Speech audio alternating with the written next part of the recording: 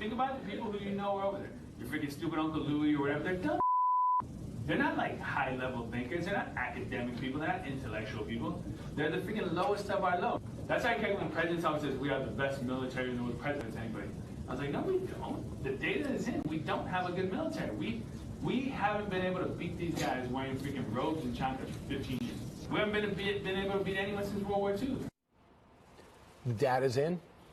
Well, that is just not an accurate description of the soldiers in the U.S. military and specifically in the U.S. Army. The U.S. military, for very good reason, is the most highly respected institution in our nation because not only of the education level, but of the character and commitment of those that serve. I have to tell you, and you've been around them, the passion that these people come in the Army with and the skills they bring to the Army. We have doctors, lawyers, combat infantrymen, cyber specialists. 17 presidents are former soldiers, more than any educational, civic, or civilian institution have come out of the Army. 450 Olympic athletes, over 100 gold, silver, bronze medals. In fact, next week we will have 9 soldiers in the Winter Olympic Games. So next week we'll have soldiers in Korea earning bronze medals for athletic excellence and soldiers in Afghanistan earning bronze stars for valor. General, there's a danger, though, because you have cited all facts and you know the quality of people to serve, but you have a bunch of teachers who feel like that and feel free enough to blast you, the men and women who serve.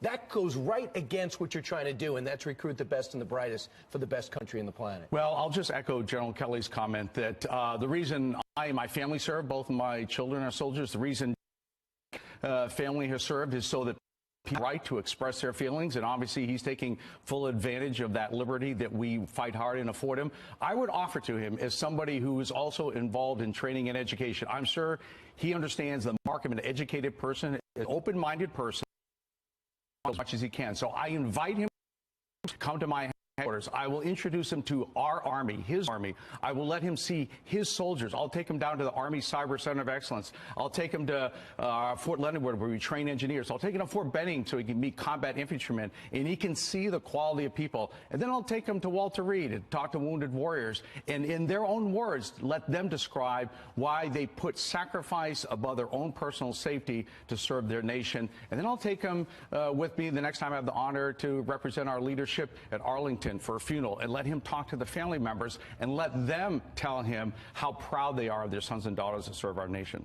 Wow, extremely well said. You might have to keep him from General Kelly, if you don't mind, on that tour, because I don't think he'll be as diplomatic, but great, very well said. First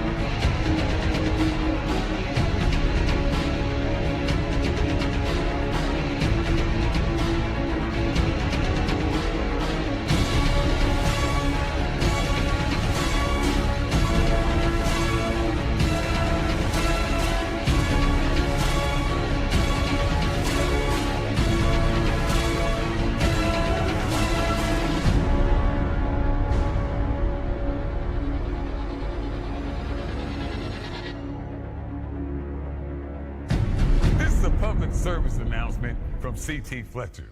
I will not contribute to the pussification of a nation. Get your punk ass out there and work for it, motherfucker. Let's roll.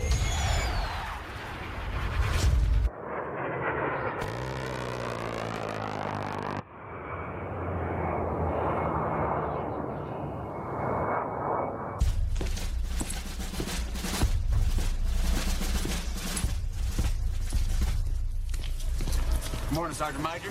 How do you know what kind of goddamn day it is?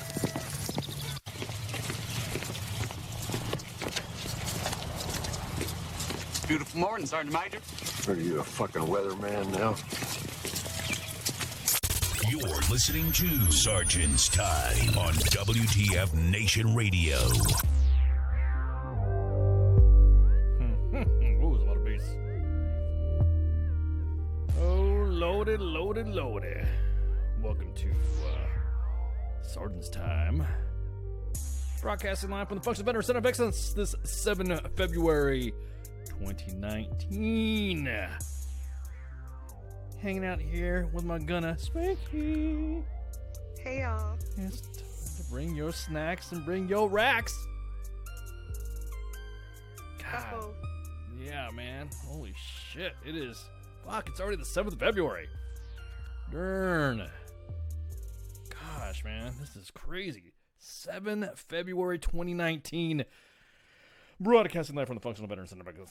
Excellence. So how are you all doing today on this Thursday, Sergeant's Time? We're going to have a guest coming on 2100 Eastern Standard Time. Sergeant Major Retired Joe Terry. Man, I thought this organization, we're going to talk about this organization, and I'm going to be messing with Joe because I think I might have served with him back in the day. So, yeah. So we will have him on the show to talk about the Non-Commissioned Officers Association because this is all about Sergeant's Time. So what? I was just thinking about it. Spanky, 2 senior NCOs talking to another senior NCO about sergeanting and the Non-Commissioned Officers Association.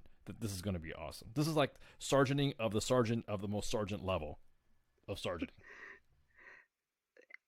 Like the Sergeanting Center of Excellence now. This is not exactly right. I don't care what you say, you SASMA or Non-Commissioned Officers Leader Center of Excellence, NOCLOC, whatever they're calling it. Because you know how you got to go to BNOC, you got to go to ANOC, and then you go to MLOC, which is I guess Master Leaders Course, and now you have to go, and then you go to NOCLOC, which is the Sergeant Major's Academy. And then NCO Leader Center of Excellence. Everyone wants to be a Center of Excellence. Everybody wants to be a Center of Excellence. So, what's up, Jake? What's up, Colin? Oh wow, we got some fans from a drum. Well, thank you for joining us in all the chats. Oh man, what is up, William? What was that? This would be nice if the Army just put out that Super Bowl recruiting video. Which one are you talking about? What's up, Gino? What's up, Preston? What's up, Zach? Man, what's up, Matthew? God, yeah, everyone's like throwing some comments in the chat. We appreciate it. What's up, Thomas? Tomás, ándale pues. Bienvenidos. What's up, AL1 Camo in the Mixer chat? Sergeant Botface, you better lock it up and make sure you do not mess around with the Joes in there. Because now that Sergeant Botface is up, now you guys can go ahead and enjoy trivia games and stuff like that. And little heists that you got going on in the Mixer chat. I don't have a problem with their freaking Periscope, right? What's up, Holly? What's up? Truth About Recruiting. Man. What is up? What's up, Tom? Referring to rib, tits, and ribbon. Hey, it's how you want to interpret it when we're talking about racks. Racks could be ribs, tits, ribbons. Yeah. It's just kind of like trying to make some rhyming lingo there. Or, as you would say, scripted jokes. Is that what you were saying earlier? But anyways. Anywho, so yeah, this is kind of cool. Again, we have not had a guest on Sergeant's Time like this in a while. I don't think we've ever, I mean, most of it's been like kind of new stuff. Rarely in the Army.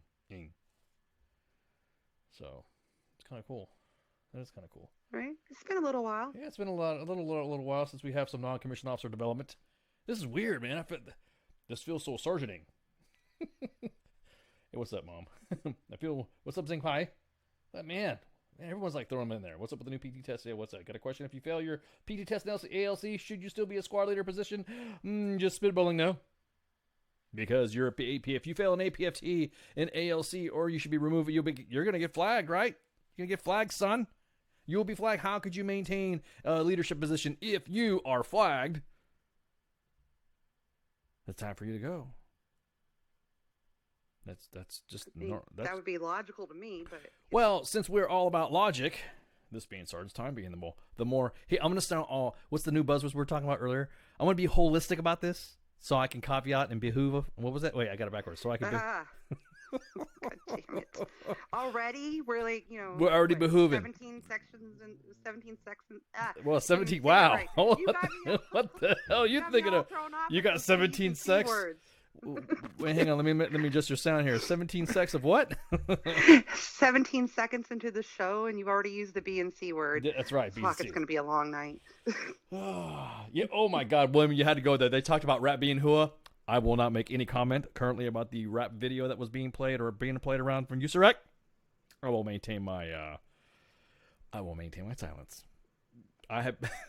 I'm just nope. I'm not. Nope. I'm not gonna do it. Nope. Y'all trying to bait me. I'm not the target audience. I'm not. Yeah. Don't try to bait me because I'm fitna. Because you know what happens when I'm fitna. Don't fitna. Don't fitna. Do nothing. Don't do it. Don't do it because I will play our favorite USAREC video. Yeah. Don't get me started. Nope. Ain't gonna talk about it. Ain't gonna do nothing. Yeah, exactly. BLC, ALC, SLC, MLC. That's what the new dealio is now. And then you have knocklock. You got staff duty? Well, hey, man. Well, hey, it's better than nothing. Fuck. I don't want to name drop the unit. It's okay. You don't have to name drop the unit, but let's put it this way. We do have fans listening from around the world, and I'm pretty sure somebody will hear it. That if you fail an APFT in ALC, or as a matter of fact, if you fail any APFT in the non-commissioned officer professional development system, they used to call it NCOA, now it's called NCOPDS, then bye-bye. That's it. You fail, right? What they're doing now is they're now making sure that if you have a failure, PT failure in the non-commissioned officer professional development system, it is annotated on your 1059, and they'll just give you a bad 1059, and then you'll get QMP'd, and then see you. At that point, if you're going to that non-commissioned officer development course, if you're going to that school, a PT test should be the last thing on your mind. Unless you're doing the ACFT, which is a 6-event, 50-minute, PT test, which I think is badass. I think it's cool. Everyone's like, you think about it, you messed up. No, I think it's pretty cool. It's not bad. What's wrong with being in shape? All those motherfuckers talking shit about pogues and all this other stuff, and now we have a PT test. And the biggest whiners are the ones who call it soldiers' pogues. There we go. So, but real quick, a hot story that broke earlier today on the main page. It would appear somebody was doing a jump and on the 82nd on Fort Bragg, and apparently they had an individual who was who was on duty there, was reeked of alcohol. I don't know if you guys saw the post there earlier on the main page. But that individual shouldn't.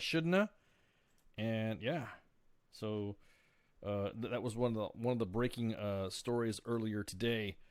Look, guys, I don't give a fuck what you got going on in your life. If you got a Taiwan on, or you got a bender, you have whatever happening in your life that is inexcusable when it comes to airborne operations, flying operations, aviation operations, any operations, hell, surgery operations, because all that's doing that's just a recipe for disaster. Driving to work operations. I was about to say driving to work. Right. Like I saw like a 0.31. Like, fuck. How did they even manage to get out of bed? What's up, Ari? Behoovin', what's up? You behoovin' to say hi, Ari? Hey, what's up? Can we talk about all the sergeants who are going to be soon sergeanting up a wall? Yeah, you're talking about the sergeanting of all sergeanting. But anyways, yeah. So yeah, we're talking about it. We're laughing about it right now.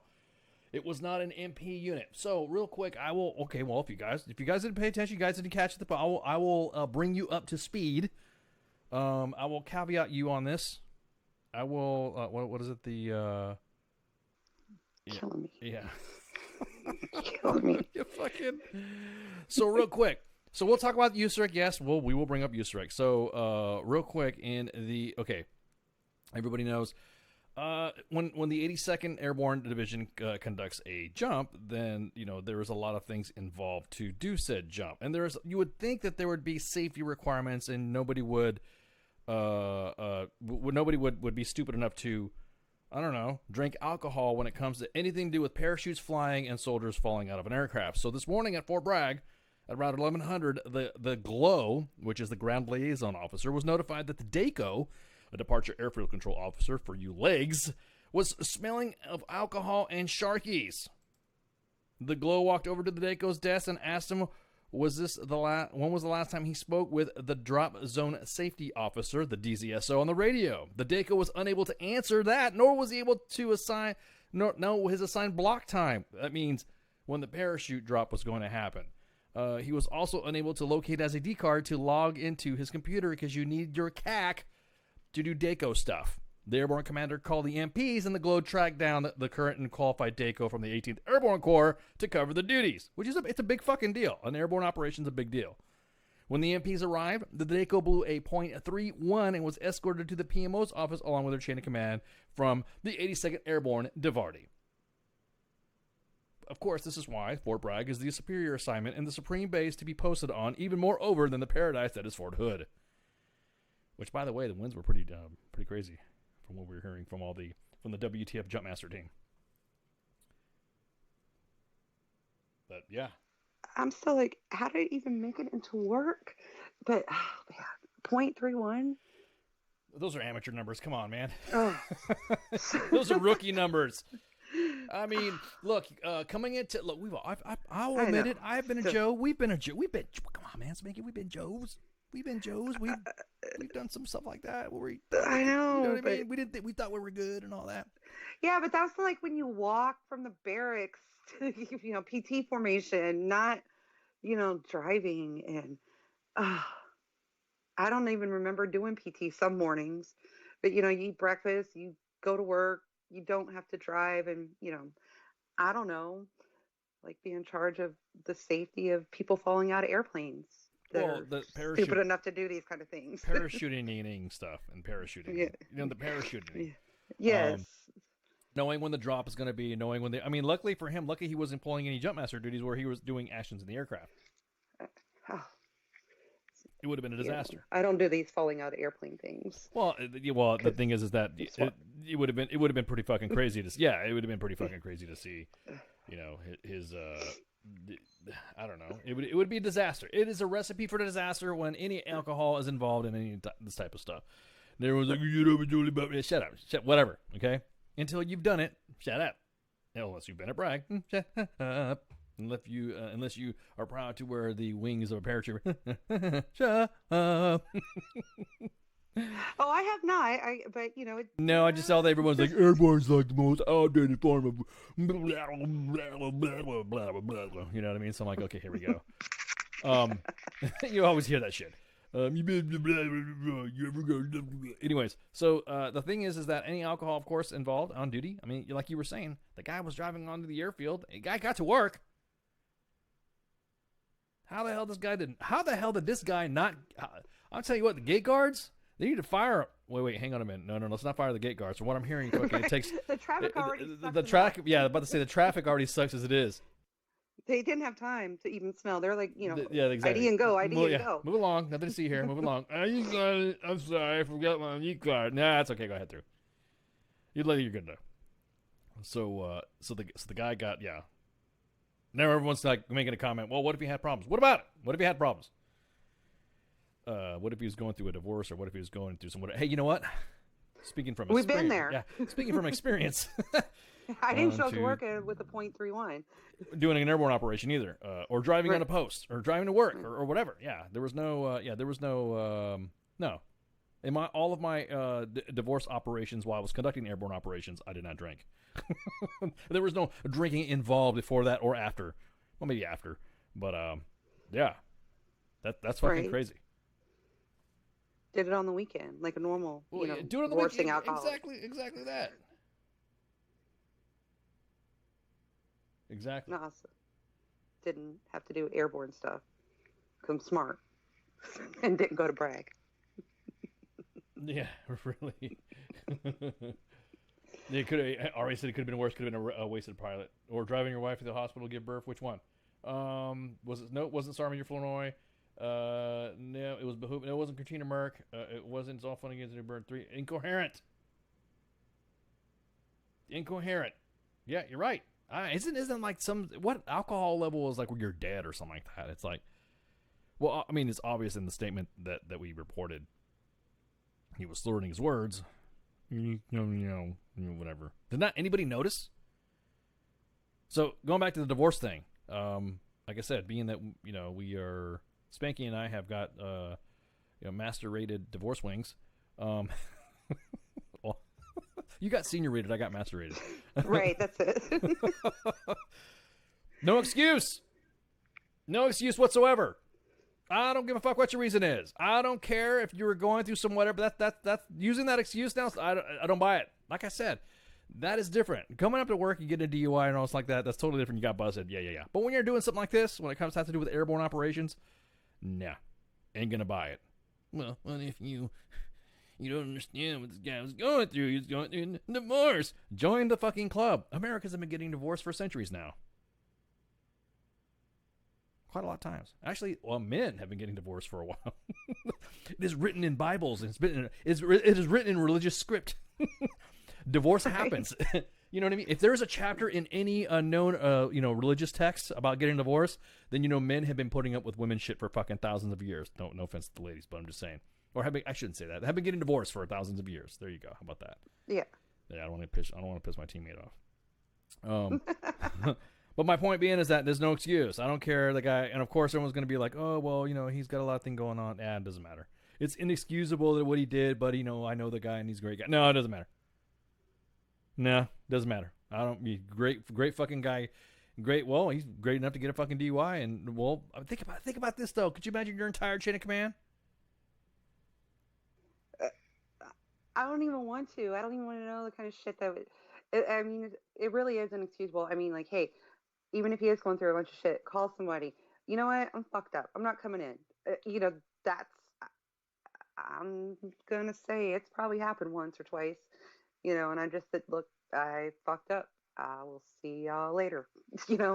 What's up, Terry? I got my ass chewed and dealt with it. But Yeah. you know what I didn't do?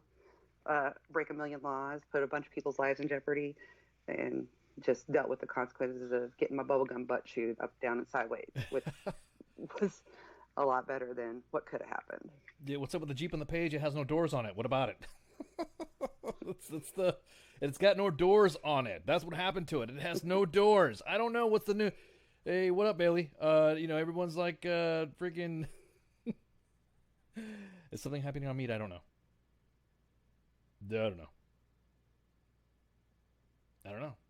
But yeah.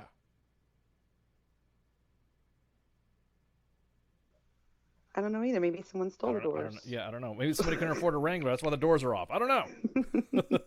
No idea what happened to the doors. No idea. My point being is that if you're gonna, I'm not perfect, man. Have I drank and drive? Oh yeah, I have done it.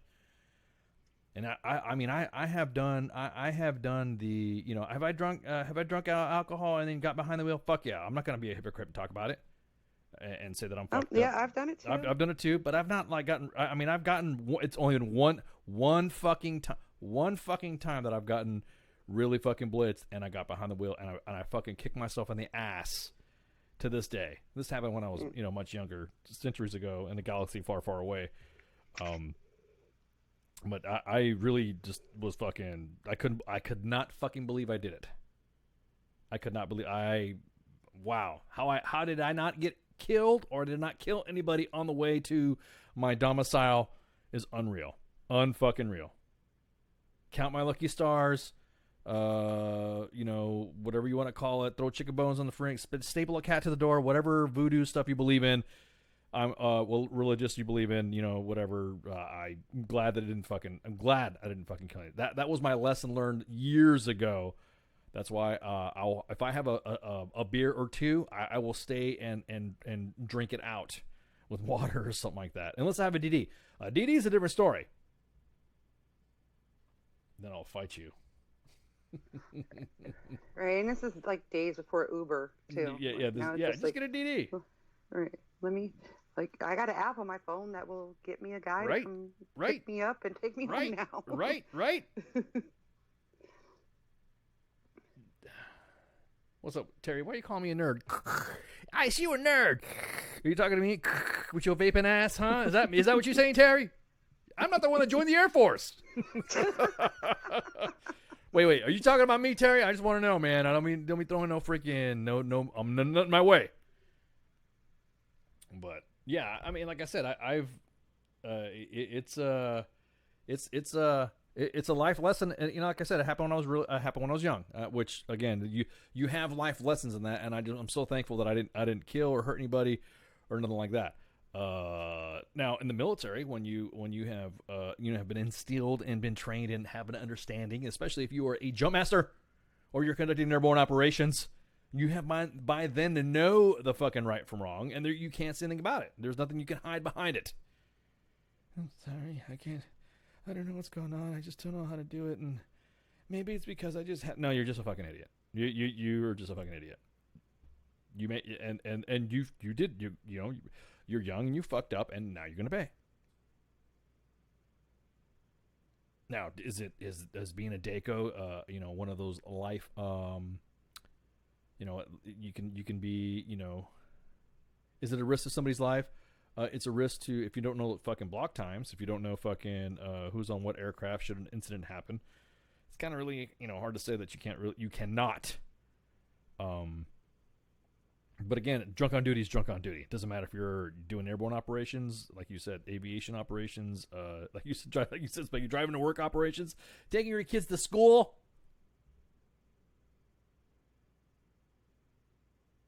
What was my lesson? I didn't kill nobody. That was my lesson. And don't want to put yourself in the position to ever do it. Yeah. You learn that. Yeah, exactly.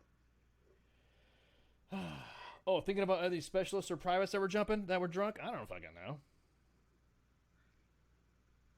Oh, he was calling me a nerd. Oh, okay. Hey, what's up, Dr. Ed? Oh, we were talking about the kid that this morning showed up, because Dr. Ed's he's a paratrooper. He knows the deal. Daco was drunk. And the glow noticed, and so he got hemmed up. Blew a 0.31.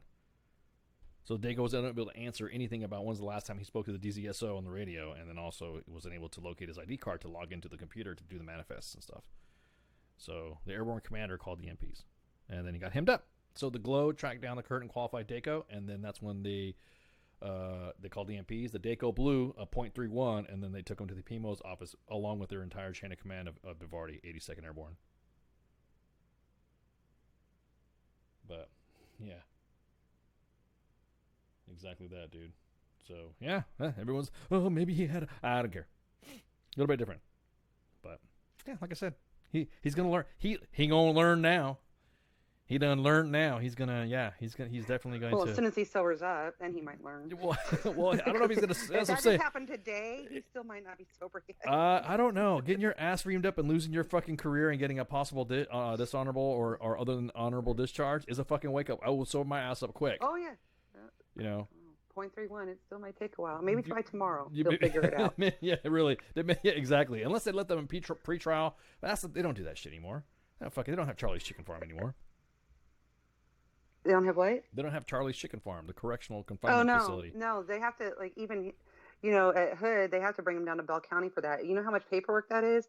You got to murder someone to get in pretrial. Yeah, exactly. I got fucking busted one time when I I got in trouble one time because I left the troop over the weekend. Yeah, no. And then I said, why not? So I got yelled at by my sergeant major. You mean to tell me you had a soldier get drunk on a Friday night and you left him there till Monday? Yep. No. Aren't you supposed? Why? Why do I got to pick him up? Leave him in there. Man, fucking ruin everybody's weekend and shit like that. At least I know he's safe. Right. But it don't work like that no more. They don't work like exactly. It don't work like that no more. Now you got to you get in trouble. Oh, so don't be first sergeant in, because if you first sergeant, then that's it. We have some sergeant major all pissed off, threatening you and shit. No, you got to go get them real quick now. You got to go. You got to go get him from jail and let that motherfucker stay. It's because it's so much paperwork. That's what I'm saying. Nobody wants to do the fuck. It is. Nobody wants to do the fucking paperwork. Oh, I love, man, any excuse. If Joe did that, any excuse. I've sent a Joe down to fucking Lejeune before. Well, not even just that. It's like the cost too. Like if they're in civilian jails, like I don't remember exactly how, but like if they're in pretrial confinement now, especially if it's a military charge, like the DOD has to pay like the counties. Like like Hassan, like they were paying like Bell County to hold him that whole time, like because we don't have like the jail on Fort Hood like they used to. They tore that down. I don't remember when, a million years ago it seems like, but since they don't have like their own jail on Fort Hood anymore, like the Army is paying like Bell County to keep him in prison there while he was doing the whole pretrial confignment thing. So Well, it's like the cost too. Yeah, right. Obviously, he's going to be held in pretrial confinement. Yeah, exactly. Right, but it's also the severity of it too. I mean, don't get me wrong. Right. Everyone's asking Charlie's Chicken Farm. Right. Charlie's Chicken Farm. Every major installation used to have jail. There used to be a jail, and you used to have. Well, this is back in the day when me and Dr. Ed were stationed together. They used to have guys in fucking coveralls that had a big P painted on their back, a big white P. Remember that, Spanky? Yes. It was on 72nd Street on Fort Hood. Yes. Fucking Dr. Ed knows too, and he knows the deal. We used to laugh at fucking guys when we drive by with a P on their fucking coveralls, with their fucking green helmet, with their old school fucking steel pot because they were doing details. Needed some sandbags filled for a range. You went to Charlie's Chicken Farm to pick it up. Those motherfuckers are filling sandbags all the fucking time. Right. There was no disciplinary problems when you had shit like that. Joes were actually worried about, would you want to take a bus of stripe or do you want to go to Charlie's Chicken Farm? I'll just take a bus of stripe, Soren. All right, thanks. There you go. That's it. So we used to, man, Doc, I'm gonna break out some old stories about us, man. If I'm not careful, yeah, dude, we used to. It was fucking hilarious. They always look at that. Oh my god, dude, what is that guy on his back? Why does it say P? It was like it was almost like fun degrading. That was like the ultimate in trolling. Right. That was the ultimate troll. There was no such thing as bullying when somebody if you had those green coveralls on, it was like an old tanker or mechanic's outfit, I can't remember. And you had the big P painted on your back, a big white P, and then you had you were an inmate. You were treated, and that was your time. You weren't sergeant, you weren't sir, you weren't lieutenant colonel, you weren't colonel, you weren't private, you were inmate. That's all they called you was inmate. I remember that shit. And we used to do fucking Red Week. Remember that shit? Red Cycle? I'm sorry, not Red Week. Red Cycle. I was thinking about something else. Right. Like a lot of the Red Cycle details were done by the prisoners, the inmates. All those details. When you're picking up trash on like all the sides of the roads and everything. All the soldiers that were inmates were the ones out doing there, like almost like a chain gang. They weren't like high risk prisoners and shit. It was kind of like a detail like formation. I remember that. Like here in Fort Hood, they're out there picking up all the fucking trash. Exactly. And all your Red Cycles are out there and they had a duty NCO. They had a duty NCO, which was a staff sergeant or above, or a buck sergeant, if waivable by the commander, who had a fucking shotgun walking with these guys. And if these guys ran, you blasted them. That was it. Yeah, no, I'm not lying, Tom. There was jail. It was jail. It was not a. Everyone see the Army doesn't like talking about that fucking hit. No, I'm just kidding, Doc. I was not going to bring up our old shit, bro. Come on, man. I don't want to see us. I don't want to see us on the Army Times. But yeah, you if you wanted to, you literally as a supervisor can build a packet, and you could say, I recommend this soldier to the company commander. And say, hey, or the first, you give it the first sergeant, and you had substantially darker. This was a disruptive soldier. He just wouldn't give a fuck, blah, blah, blah, blah, blah. And I believe he's going to be a flight risk if he gets in trouble, and he's too disruptive, and I don't think the NCOs can handle this guy like that. The first thing the first sergeant would throw out, Charlie's Chicken Farm.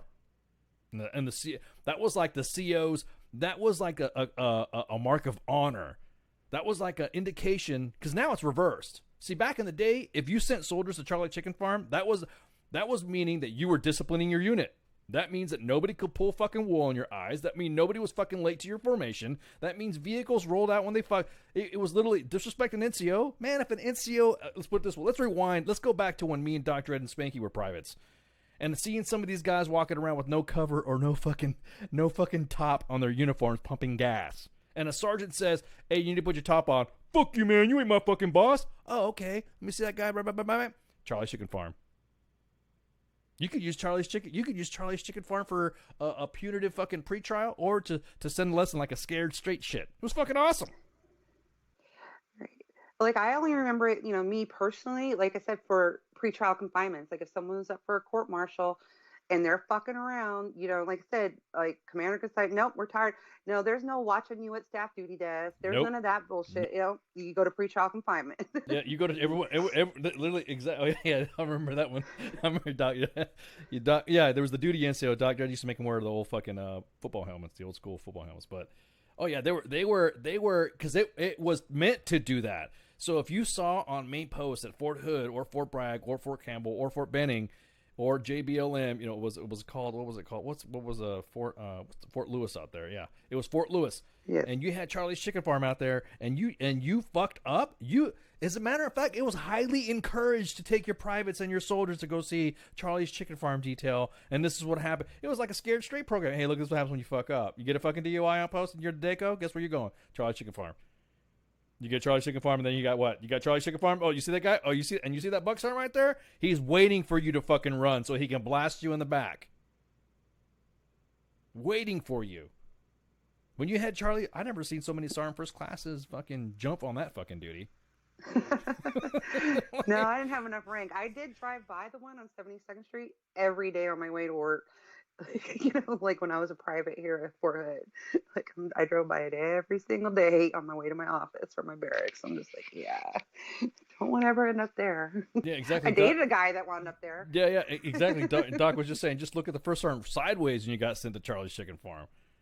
There was like, were you fucking, yeah, there was a first sergeant nowadays. I mean, first sergeants are like more personable and more approachable than back in the day. It was always the COs, the commanding officers, the company commanders were the nice people. They were like, we understand that First Sergeant Ice is such a dick, but hello, we just got to make sure that he just has his ways. And then he'd walk away, Charlie's Chicken Farm First Sergeant, fucking send him. And that would be it. That would be it. It was, like I said, it was a mark of honor on the unit. Because it was showing the battalion commander and it was showing the brigade commander and the division commander and the corps commander that you as a leader were disciplining your unit, that you were maintaining morale and discipline. I'll tell you what, I had some good times watching Charlie Chicken Farm details. I fucking loved it. It was a deterrent for me and laughing at the motherfuckers who thought they can get away with shit. Another thing, and it wasn't always a career ender for the soldier either. Unless they did something exactly that. Yeah, exactly. Unless they did something really fucking crazy, like exactly that. Doc. Like that would put you like in serious jail time now. Yeah, exactly. Yeah. Doc Dredd was like at Lejeune, they were authorized to manhandle you. Nobody wanted to go to Lejeune. As soon as you said pretrial, man, I can handle Charlie's Chicken Farm. No, son, you're going. If you went to Charlie's Chicken Farm at Knox, because it was like a fucking joint area too. Because Fort Knox had Charlie's Chicken Farm too. I forgot about that. So they had those Charlie Chicken Farms there, and but Lejeune, that was a Marine Corps base. They don't give a fuck. So it was. I mean, those were some good times. Everyone's talking about pinks and greens and wanting to come back to the Army that it used to be. I don't think you do. I mean, if you do, then I don't get me wrong. Army comes back the way it used to be. Fuck yeah. It would. Hell yeah. Nothing wrong with that. Because I grew up in the Army that it used to be, that everyone's like talking, we have to have pride for our soldiers, so we're going to go ahead and buy these pinks and greens and make these soldiers wear them. Pinks and greens, pinks and greens, pinks and greens. Yeah, that's when we used to fucking have Charlie's Chicken Farm, too. If you're going to come back to uniform and bring back the traditions of a non-commissioned officer, then you're going to, because it's Sergeant's night on Sergeant's time, because we're sergeanting. Right. You got to have, man, you know what? I don't even know exactly that. That's where Toe the Line came from. Exactly that, Dr. Ed. I wonder if what do you mean the Air Force had something similar to that? They had fucking safe spaces and hug rooms. Well, in all honesty, Terry, I grew up as an Air Force brat, and I don't ever recall seeing them, they were in plain sight on the Army bases. Yeah, they were. So I don't recall seeing them on any of the Air Force bases that, I was stationed at with my dad as a kid. So I don't recall seeing them. If they had them, they hit them. Yeah. Well, the Air Force, they had hug rooms, safe spaces. They had knitting classes. They had scream rooms, so that way you could just go ahead and hi. They issued them. That's where vaping first came from. That's where the Air Force first started testing. I only had one drink. Testing the vapes. Oh, yeah. Yeah, exactly, Zach. Just let us smoke soldiers again. Soldiers coming in now saying, I'm just telling you, make sergeants great again. How about that? Yeah, if you want to do something like that, you want to bring back the traditions. And don't get me wrong, we got some smart troops, really smart troops. But that's why it's called the military, and there's a hierarchy. You want to be in charge, then you fucking bide your time and you get promoted. You do what you got to do for do your soldier shit and do your MOS stuff, and that's it. There were supervisors that got busted too. Oh yeah, everyone's like, what about soldiers? Yeah, they got fucking busted too. As a matter of fact, there was soldiers that were waiting to see that got busted. Like if you got in a fight or something downtown, everybody got busted. In the Army, it wasn't like, oh, well, he started it. No. If you got in a fight back in the day, everyone's going to fucking Charlie's Chicken Farm first to sort out what happened. And then everyone's getting an Article 15. And then the person who did the most shit was the one that's going to get the most crap. That's the way it worked. Underwater basking wave glasses. Oh, man, yeah. Oh, my God, I know, Doc. You're bringing up some old shit. I'm telling you, it's fucking... If we had Charlie's Chicken Farm, there would be no issue with any of this stuff. A disciplinary issue or something like that. Take your soldiers down and get the Bluebird bus and drive them down to Charlie's Chicken Farm and watch them fucking build sandbags in the fucking heat all fucking day. And then they gotta be inspection ready and toe the line at a specific time. It's like doing fucking roll left, roll rights, and then they gotta maintain their barracks to basic training standards at all fucking times. Yeah. I guarantee it. I've sent a soldier to Charlie's Chicken Farm, and that Charlie's Chicken Porn. Woo! I do like some good food porn. You know what to say? Charlie's Chicken Porn. Oh my God! No, somebody just sent me a text and asked me, "Hey, we gotta go to you get some wings this weekend." So Charlie's Chicken Porn. Okay. Anyways, what was I saying? It was basic training all the time. Yes, toeing the line. Yep, I sent a soldier to CCF one time, and that individual came back born again hard, big time. That individual was like Private Pile, but didn't shoot the drill sergeant or anything like that. But that soldier came back definitely more disciplined and better than that individual had ever been. So yeah, exactly that, Zach. Hey, I tell you what. We talk about resilience and stuff like that, and master resilience training and all that, and the Army's like, well, you have to be resilient. When you have a supervisor yell at you, and it's resilience, you got to be resilient because you just have to take it. It's because it's not your fault. He's probably just a dick. That's the way MRT. You have to hunt the good stuff. Yes, humor with medicine. All this other holistic fucking shit that probably Al would say. I'm sorry, Al. I'm just. Hi. We're not hating on you, Al. We're not hating on you, Al. We're just saying. Yeah, we want discipline to come back. We don't understand why the soldier wants to act like it. Oh, it's okay. It's okay. You want to talk about resilience? Baton Death March. Surviving that shit is resilient. Surviving a POW, being shot down over Europe and then surviving a POW camp for almost a year, that's resilient. Ice and spanking making you do fucking push-ups and you being butthurt for it, that's, and you have to, that's not showing resilience. You just shut up. But Sergeant, that's toxic leadership. Yeah, thank you for of course. Yeah, that's what. See, it's toxic leadership's being thrown around like that, but it's mostly, believe it or not, toxic leadership comes from senior leaders as opposed to the Buck Sergeants. Buck Sergeants are just junior NCOs are just fucking dicks and abuse their power. But we can more on that subject. I know. Like Joe's like about ready to call up. He's like, man, these motherfuckers pissed. He's talking about. Am I coming out of sergeant's time or what the hell's going on? Probably gonna bring Joe back. He's probably bringing back thinking about some memories about Charlie's Chicken Farm. We're gonna take a break right quick, and then we'll be with our guest, Sergeant Major retired Joe Terry from the NCOA. So stand by. WTF Nation Radio. WTF Nation Radio. Take it from me, Ice. You can't just float around space not caring about stuff forever. The voice of U.S. Army. WTF Moments. This is WTF Nation Radio. Shit in the bag, Pogue.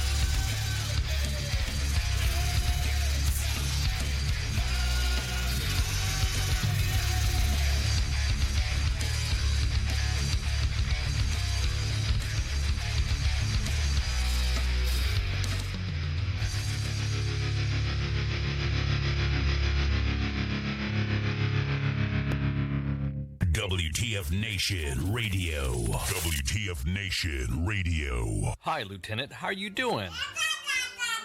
Aw, did you find your land nav point, Lieutenant?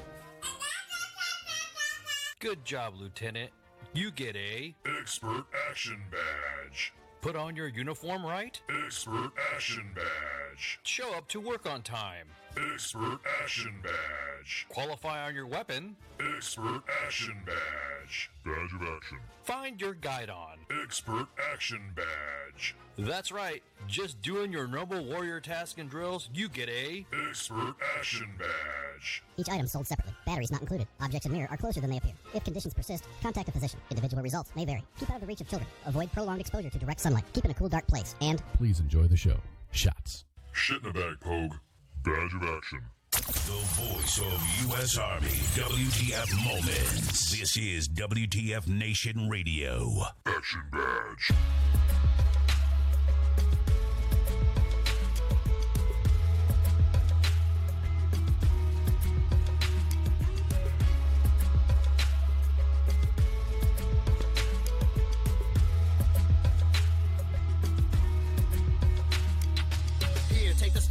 Tell me what it is to see when you look at me. Deep into the photography, I don't really need your sympathy. Just tell me your thoughts. Have I got what they got? And is it a plot done for naught? Am I not like you? Because I do what I do. Who knew that I could lose a few of you? Cause I bleed blue.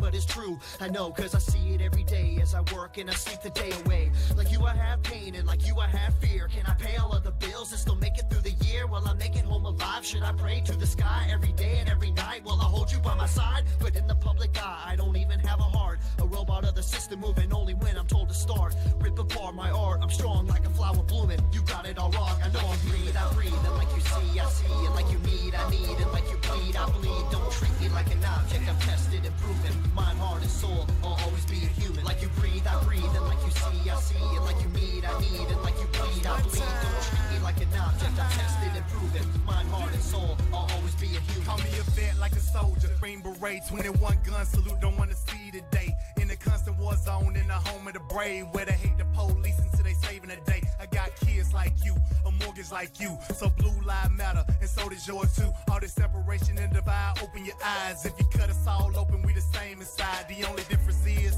I run to the gunfight. Your peace when it's chaos, when the people don't act right. But I'm under scrutiny for trying to protect me. You pull a pistol and I'm shooting for trying to contest me. I got a quick second to make a deadly decision. The media betrayed me like a kid for a living, like I'm cold with no heart, a brain with no thoughts, a body with no feeling, a life with no cause. Like you breathe, I breathe, and like you see, I see. And like you need, I need. And like you bleed, I bleed. Don't treat me like an object, I'm tested and proven. Mind, heart, and soul, I'll always be a human. Like you breathe, I breathe. And like you see, I see. And like you need, I need. And like you bleed, I bleed. Don't treat me like an object, I'm tested and proven. Mind, heart, and soul, I'll always be a human. I'm damned if I do, and damned if I don't. It's like every single time I say what's on my mind, they go for my throat, they spew evil words. A few are absurd, always grinding, grinning, and killing my soul with these verbs. Hold me down, like I can't gasp for air. I'm closed inside of a box, like I'm inside Fort Knox. Every time that I'm there, I don't know why they think that I'm different from you. All that's true is I'm a like you breathe, I breathe. And like you see, I see. And like you need, I need. And like you bleed, I bleed. Don't treat me like an object, I'm tested and proven.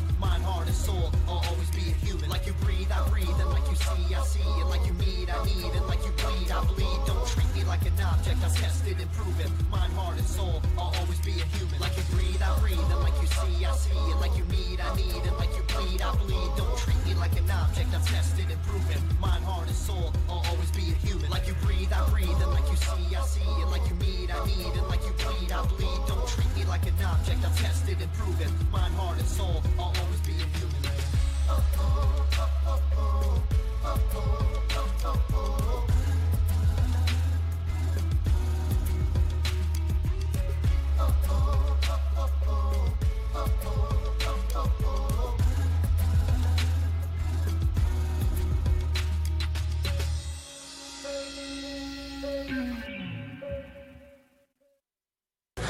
I am here determined to stop this future atrocity. This station is now the ultimate power in the universe. I suggest we use it. The voice of U.S. Army, WTF Moments. This is WTF Nation Radio. I find your lack of faith disturbing. Everything stated on WTF Nation Radio is to be considered the opinion of the person that stated it, and not an official representation of WTF Nation Radio or U.S. Army WTF Moments. Price does not include tax, title, or license. Some assembly required. Each item sold separately. Batteries not included. Objects in mirror are closer than they appear. If conditions persist, contact a physician. Individual results may vary. Keep out of the reach of children. Avoid prolonged exposure to direct sunlight. Keep in a cool, dark place. And please enjoy the show. Shots. And we're back with a Sergeant Major retired Joseph Terry. What's going on, Joe? I'm doing fine. How about yourself? Good, man. Yeah, we were just talking about Charlie's Chicken Farm in the first segment. You remember Charlie's Chicken Farm, right? Charlie's Chicken Farm. The jail, the jails that we used to have on all the posts back in the day. Oh, okay, I got you. Back in the day, you don't sound like you've been that far back in the day. You sound rather young. Well, I'm just looking at your bio, and yes, I am. Yeah, I'm pretty young. I think I might know this guy, and I look, I'm like, probably as my first sergeant when I was a private. Oh man, I could have been around for a while. Yeah. Holy crap, you. Okay, so tell us about yourself, because you joined the Army in November of what year? 1975. 1975. Wow. Don't say that too loud now. You're gonna run everyone away. You spent 30 years and 2 months and retired December 2005, right? Correct. Okay. So what did you do as a sergeant major, or what did you do? What 75, man? Gosh, let me guess. You went to Fort Dix or Fort Bliss, Texas Fort Dix was my basic training, yes. Okay, and then you were stationed at Fort Bliss. Fort Bliss for several years, then on to Germany for about 8 years, back to Fort Bliss, back to Germany, then Fort Riley, Kansas, Fort Lewis, Washington. My last 9 years was actually in Seoul, Korea. Wow. 9 years in Korea, man. You was having a lot of fun. Well, that was on active duty. I remained there. I actually stayed there for 21 and a half years straight. Oh my gosh. Spanky, how long did you stay in Korea? Spanky, you there? Sorry, I was looking for a total of 4 years, but it was 3 different tours. Oh, geez. So someone had me beat. Oh man, wow, that's insane. So what did you do when you joined the Army? Now, Fort Bliss isn't obviously the 1st Armored Division wasn't there yet. So you were doing what? Air Defense Artillery. Air Defense Artillery. Now, you were one of the pioneers of the Patriot missile system. That is correct. I was in the 1st Patriot Battalion. Yeah, I was doing some read up on you, and I was like, whoa! The 1st Patriot. This was way before what you were doing. The initial part of the FORSCOM issue, the deponency issue, the training issues, and. Yep, we were the ones that tested and fielded the 1st Patriot units. Yes. That's what I'm talking about. That is what I'm talking about. Some history right there.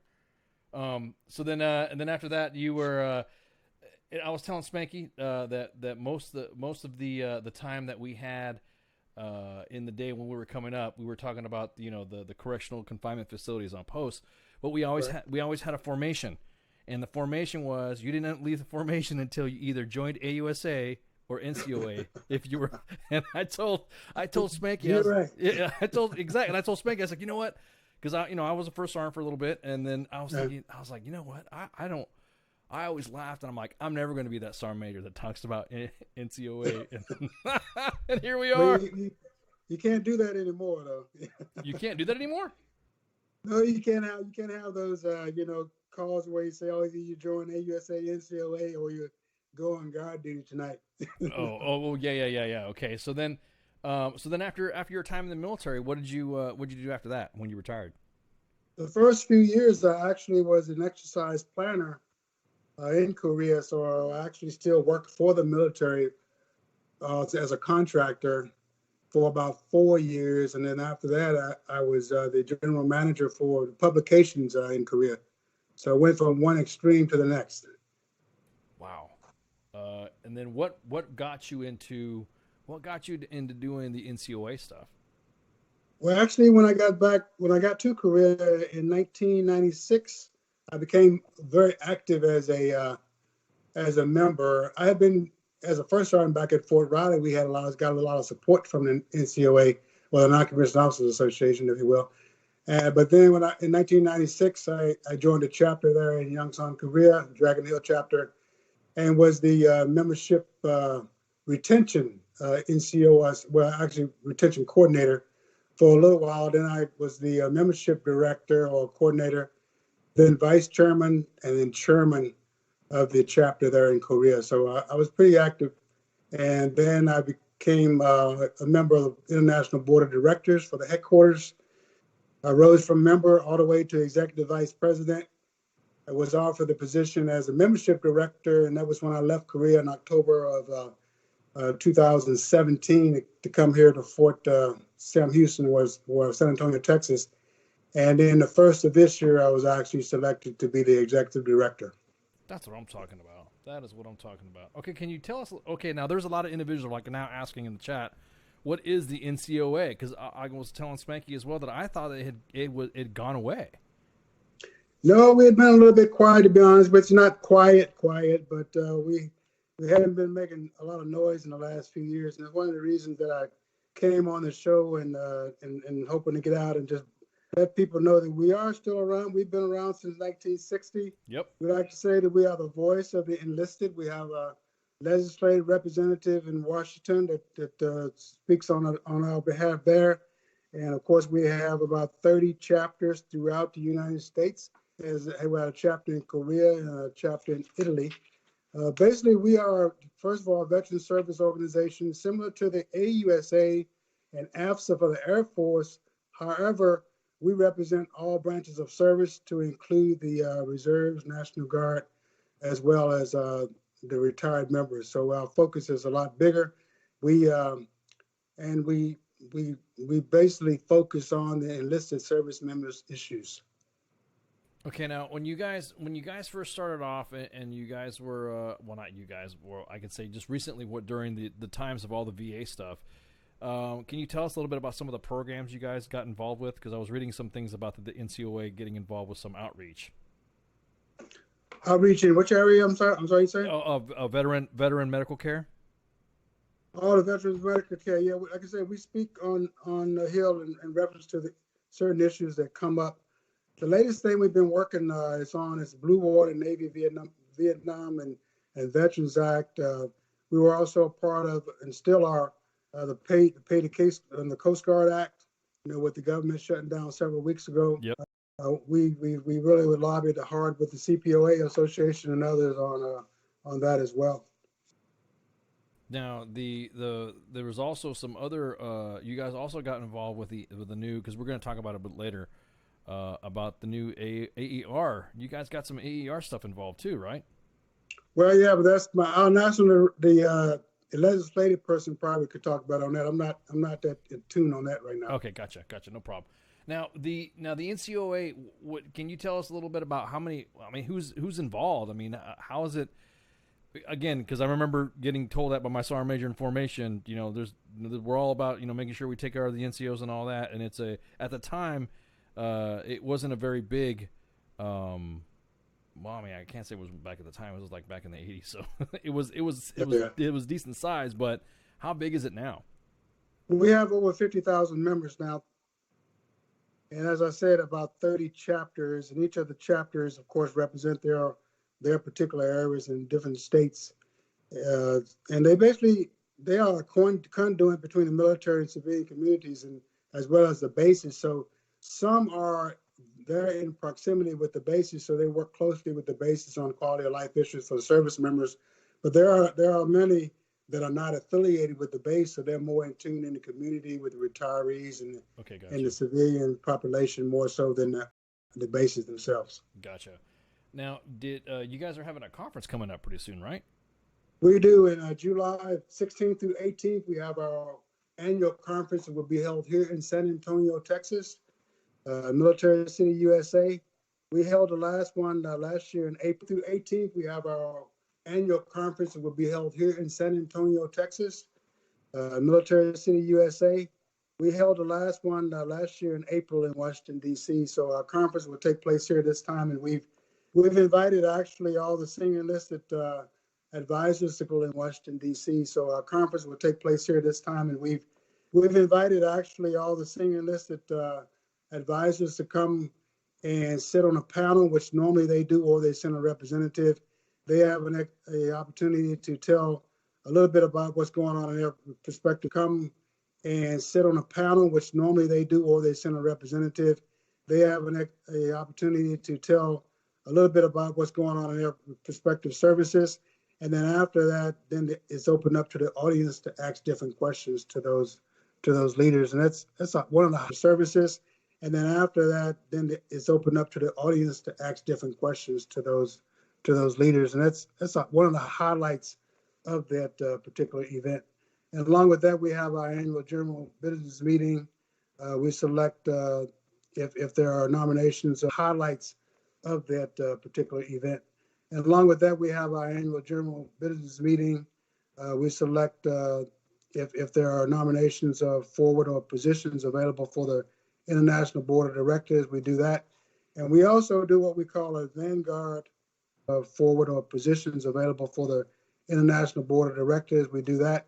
And we also do what we call a vanguard awards ceremony or presentation at the end of the, near the end of the conference.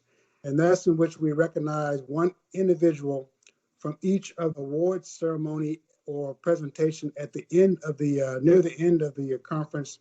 And that's in which we recognize one individual from each of the 5 services for some type of heroic act that they have made during the previous year, which would be 2008. The 5 services for some type of heroic act that they have made during the previous year, which would be 2018.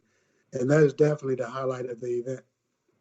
I was about to say, do you get some good? I haven't heard And that is definitely the highlight of the event. I was about to say, do you get some good? I haven't heard I haven't heard the Vanguard thing in a long time either. What is somebody who gets it? What is the? Aside from the prop, I haven't heard the Vanguard thing in a long time either. What is somebody who gets it? What is the? Aside from the props and stuff like that, but what is there? Is there something that's given to the NCO? Well, they get obviously a plaque, and they're sponsored by different corporations. There's corporations props and stuff like that, but what is there? Is there something that's given to the NCO? Well, they get obviously a plaque, and they're sponsored by different corporations. There's corporations that will sponsor the individual award, recipient.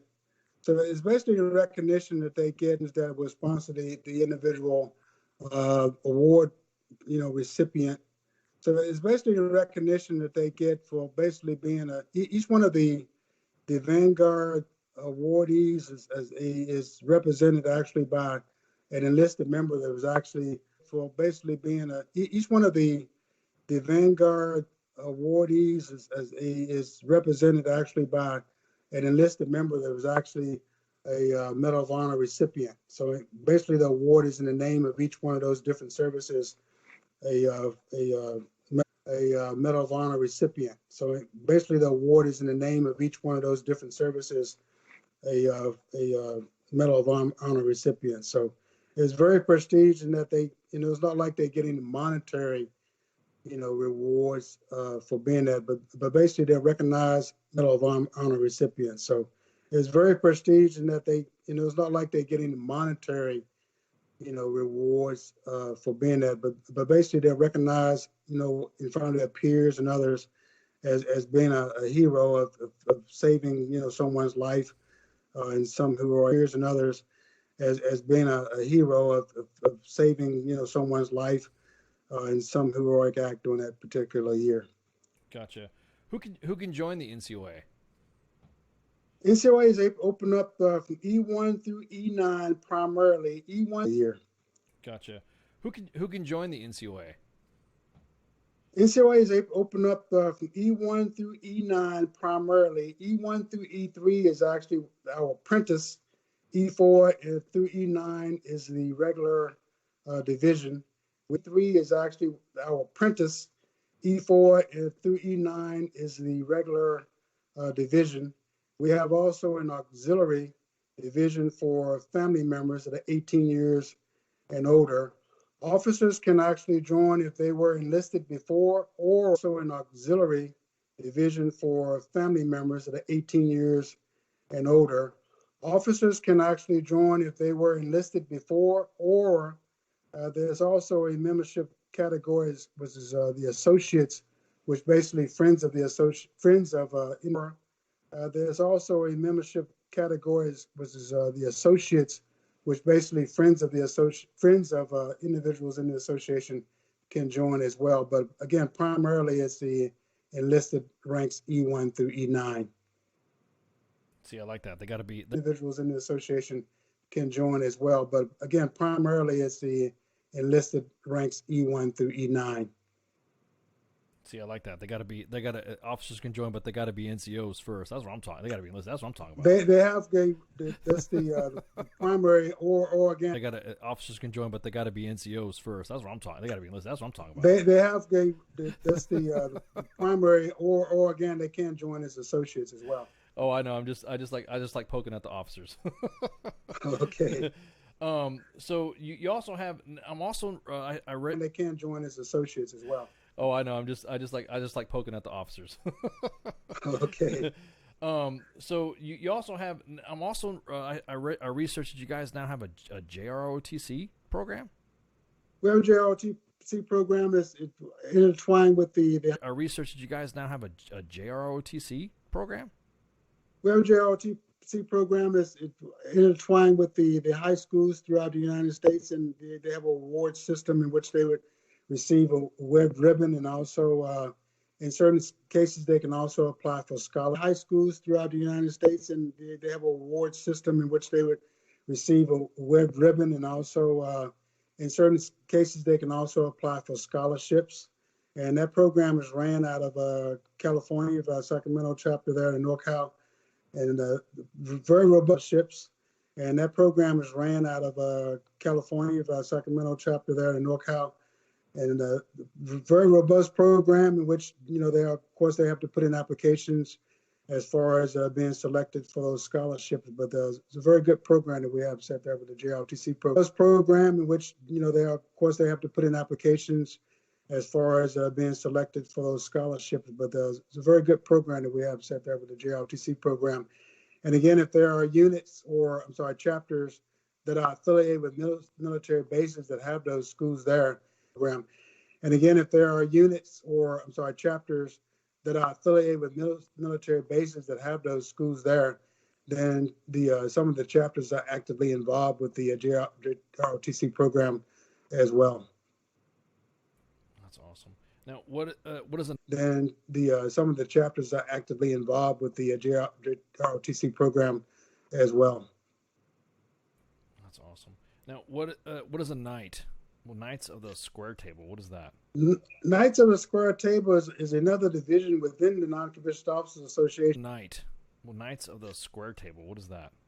Knights of the Square Table is another division within the Non-Commissioned Officers Association, and they are like the ambassadors of the association. They have to go through several phases in order to be a knight at certain levels, based on their and they are like the ambassadors of the association. They have to go through several phases in order to be a knight at certain levels, based on their how many members they get, their work in the communities, their establishing and setting up committee, how many members they get, their work in the communities, their establishing and setting up committees and things of this nature. So they're another arm for the association, and again, kind of the ambassadors of the association to go out and things of this nature. So they're another arm for the association, and again, kind of the ambassadors of the association to go out and mentor chapters and things of this nature. Is there like some sort of like level for it? Like you have to go through some sort of, like you said, and mentor chapters and things of this nature. Is there like some sort of like level for it? Like you have to go through some sort of, like you said, like how the other ones are a division level, associate level. Right. There are certain criteria for each of the levels of the knighthood. There's 3 different levels. Like how the other ones are a division level, associate level. Right. There are certain criteria for each of the levels of the knighthood. There's 3 different levels, and then at the end there is a grand knight. It's kind of like the I would say, and then at the end there is a grand knight. It's kind of like the I would say the CEO of the Knights for lack of better terms, as well. It has a very Masonic flavor to it. CEO of the Knights for lack of better terms, as well. It has a very Masonic flavor to it. But flavor to it, but not the same. No, I got you. I was just so real quick, can you but flavor to it, but not the same. No, I got you. I was just so real quick, can you give us a real quick? Okay, I want to join, and what are the member benefits that I could get if I become a member of the Non-Commissioned Officer Association? First of all, I like to say that, give us a real quick. Okay, I want to join, and what are the member benefits that I could get if I become a member of the Non-Commissioned Officer Association? First of all, I like to say that, when we are going and lobbying before Congress, strength is in the numbers, and that's our motto, is strength is in unity. But I say when we are going and lobbying before Congress, strength is in the numbers, and that's our motto, is strength is in unity. But I say strength is in unity and numbers, because when our president or our executive or our legislative director speaks before the congressmen and women, it has a lot of interest in unity and numbers, because when our president or our executive or our legislative director speaks before the congressmen and women, it has a lot to do with how many individuals that they represent. So when they say they represent 50,000, 100,000, a million, it makes a difference. And to do with how many individuals that they represent. So when they say they represent 50,000, 100,000, a million, it makes a difference in the voice. So we want to be a strong and relevant voice in Washington, and that's why we really, try to get the membership, because we know that it's in the voice. So we want to be a strong and relevant voice in Washington, and that's why we really, try to get the membership, because we know that strength is, the membership is very vital to our voice in Washington. Individual membership benefits, we are partnered with this, the membership is very vital to our voice in Washington. Individual membership benefits, we are partnered with USAA, in which they have a Visa card, and as you know, USAA has several service programs that they do, and they are one of our partners with USAA, in which they have a Visa card, and as you know, USAA has several service programs that they do, and they are one of our partners. We have a TRICARE supplement program, travel discount programs, several universities. We have a TRICARE supplement program, travel discount programs, several universities, University of Phoenix, Excelsior, Bellevue, Columbia Southern, DeVry University offer different tuitions assistance and reductions for our members, reductions on the Global Phoenix, Excelsior, Bellevue, Columbia Southern, DeVry University offer different tuitions assistance and reductions for our members, reductions on the Global Calling Plan, prescription drug plan that we have, American Corporate Partners, which is a transition mentorship and prescription drug plan that we have, American Corporate Partners, which is a transition mentorship program that we partner with as well as one of our resources. Given Hour is a network of mental health professionals with as well as one of our resources. Given Hour is a network of mental health professionals partner with us. We just signed up with 2 other affinity partners. One is discounts for hearing aids for some of our service members that may need those, and also a bonus drive program, which has to do with, depending upon certain automobiles that our members buy, they can get from $250 to a $500 rebate because they're a member of NCOA. And we also signed some contracts with a vision care individual program that's coming up, and also some discounts in the Home Depot. Well, I'm sorry, not Home Depot, but Office Depot and Office Max. So several benefits for our members that join. That's crazy. I just from what it used to be, from what it is now, it's really amazing. Now, have you had any any support? I mean, has the military still supported the NCOA like it used to be? We do, and again, that's dependent upon the basis, and also it has to do too with each of the individual chapters and how involved they are. You know, it's like with anything; it depends on how we market ourselves in those areas, and how we establish relationships with the bases and the communities in those areas. But I can tell from where I've been before with the chapters that, if they're relevant and doing the right things, the leadership is definitely behind them. Though the only thing they have to be cognizant of is they cannot show a preferential, treatment with NCOA versus AUSA or more or any of the other organizations. So of course there's a fine line that they have to abide by as well when recognized in our associations. Now, when you guys have your conferences, can you give us just a setup of what it's like? Is it mostly speaking? Do you guys have displays? What's it like when you attend? Because I'm thinking about attending it now. I mean, San Antonio. Well, we have several of our partners and sponsors there that will be set up and providing face-to-face information to our members on what they provide. We have different committees, the legislative committee. The auxiliary will be doing several meetings. The board of directors will have meetings. So there are several meetings that goes on with the different committees while they're there. The night before, we have an opening reception, it's like an icebreaker, which we invite people to kind of come in and do some gripping and grinning, and meeting some people they hadn't seen in a long time, and also meeting people they haven't met, obviously. And the next morning we kick it off with our opening ceremony, where the president welcomes everyone, and then we go into a legislative briefing. The director speaks about what kind of issues we have going on in Washington, D.C. Then we have the panel discussion with the senior leaders, as I mentioned before, question and answers. And later on that day, we have the general membership meeting, which all the members are allowed in the chamber. And again, we may have a selection of new members to the board of directors. The auxiliary members will go off and do their meeting at the same time. We'll come back and we'll do a kind of a chapter session to discuss what's going on in different chapters throughout the different parts of the states, and a sharing of ideas of what each ones are doing and how we can work together as a team and maybe come up with some different ideas based on what another chapter may be doing is working well for them. Kind of an exchange of information and ideas there. Right. And so that's some of the agenda that we have for the conference. Now, you guys, how'd you guys do on your recruiting drive last year?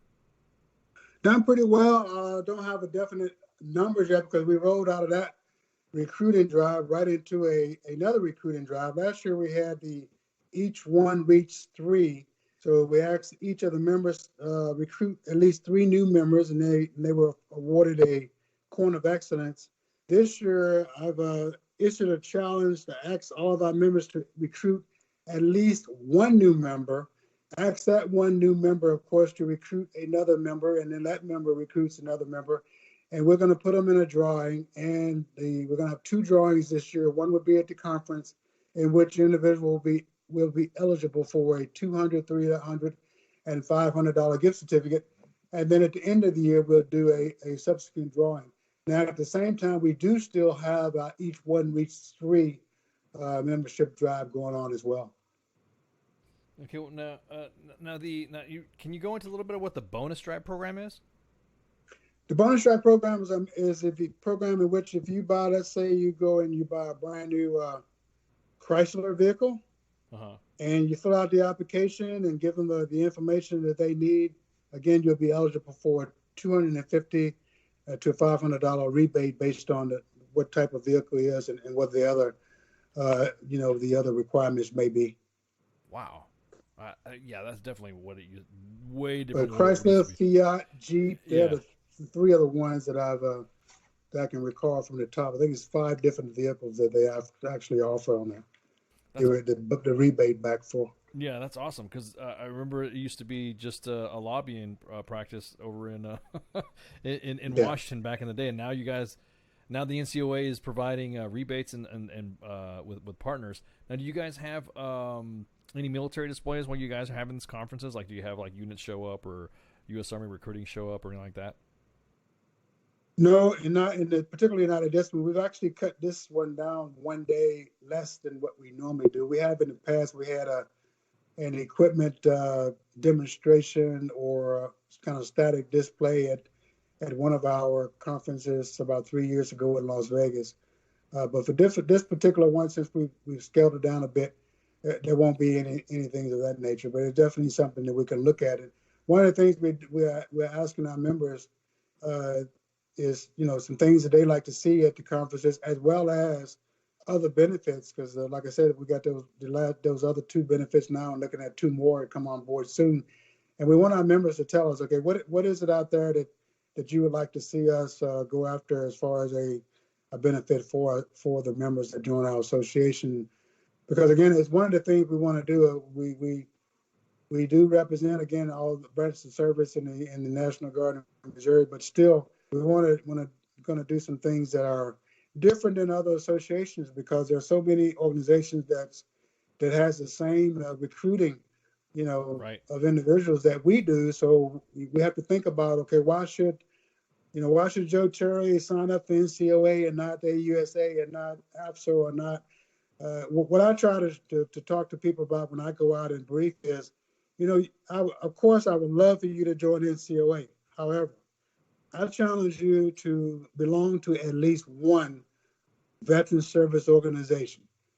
Someone that's trying to go out and represent you and your respective, team and your respective services in Washington, D.C., and also that's trying to get benefits for you, trying to, sustain the benefits you have, and then also try and get more benefits for you. So I think you got a stronger voice when you are a member of the team and you're doing things that show your support for the team, than not be a member of any of those associations and still complain, if you will, for lack of better terms, about things that's happening if you're not trying to be a part of the solution.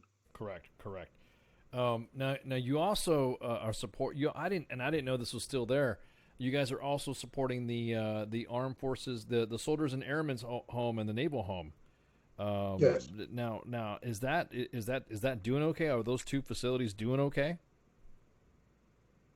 Yes, there was some talk about some increases, I know, and I think it's still one of the issues that's being discussed now about the prices for individuals that stand there. But again, that's something that our legislative director can give a better brief on. Okay. Now, and then disability compensation. You said that you guys assist veterans and like the other organizations do, right? We were directly doing that up until several years ago, and now that we have partnered with it, and we basically recommend the DAV for individuals that's doing that, because we do not have dedicated individuals that's doing that particular role nowadays. Right. Okay. Now, is it harder now to lobby nowadays? That I guess there's been some recent changes in talking to congressional leaders. Is it easier to do now, or is it more difficult, or have you been able to? I mean, because I mean, I'll be honest with you, I don't like politicians myself. So is it an easy wrangle up there when you guys are on the Hill? Yeah, I don't believe it will ever get easy per se. But I think because you look at, they're going to be fighting for issues that's happening in their own backyard, and they have they have to fight for different things in their states, and of course with budget constraints in different areas other than the military, and they have to decide what it is they're going to support. So our challenge, of course, with all the organizations is to go in and as best we can as a team, and in a lot of cases we go in as a coalition with other organizations to fight for certain issues, or if we have to go in on our own, then we'll do that. But it just depends upon what the issue is and how strong we are about and adamant we are about what it is we're trying to do, and how much support we may get from one or two or three or however many representatives we can as to how far we can get it, how far we can get it going. Some take several years. Some, we've been working on for years, and we're not sure when, where they will come to, where we want them to be. But it just depends upon what it is. We just have to continually battle the best we can with it. Right. You guys also are now getting involved in the Ferris Doctrine. The Ferris Doctrine involving compensation in certain cases involving military medical malpractice. Are you guys just jumping into the fray on this, or you guys have been acting on it already? No, that's something that we just started working with on. So we really haven't got enough information to pass on to you on that one. Okay. And then the Uniformed Services Former Spouse Protection Act. Can you explain to the audience what that is? Which one is that? I'm sorry. That's the retired pay that is neither the discussion of the Uniformed Services, the Former Spouse Protection Act, which is that the Non-Commissioned Officer Association will have the act repealed, or at a minimum amended, so that military retirees have protection under the law. I guess this is the act where former spouses can get a piece of your retirement. That one I'm not aware of. Oh, okay. All right.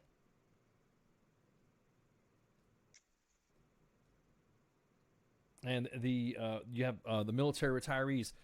On some of the military retirees, there has been some discussion about veterans' choice under the VA medical. I guess you'd say the medical choice system. Are you guys fighting against it? Or are you guys for it? What's the stance from the NCOA on that? That one I'm not sure our position on that one. Okay. All right. Well, hey, Joe, thanks for coming on. We appreciate you hanging out with us. And again, we totally appreciate you coming up. And like I said, this NCOA has advanced farther than I remember when I was a private. And we do appreciate you coming on. Well, thank you for the opportunity. All right. Hey, thanks a lot, Joe. Have a good night. All right. Well, we're going to go ahead and take a break right quick, and then we'll be right back. Stand by.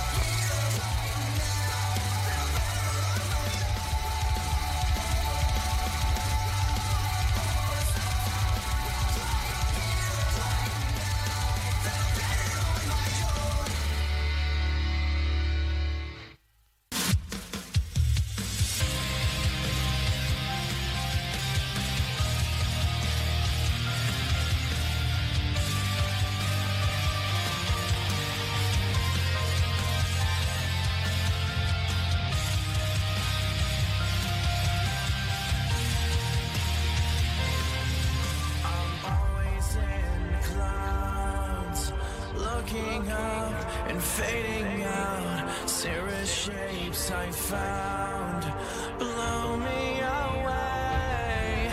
Van Allen right around, pushing through.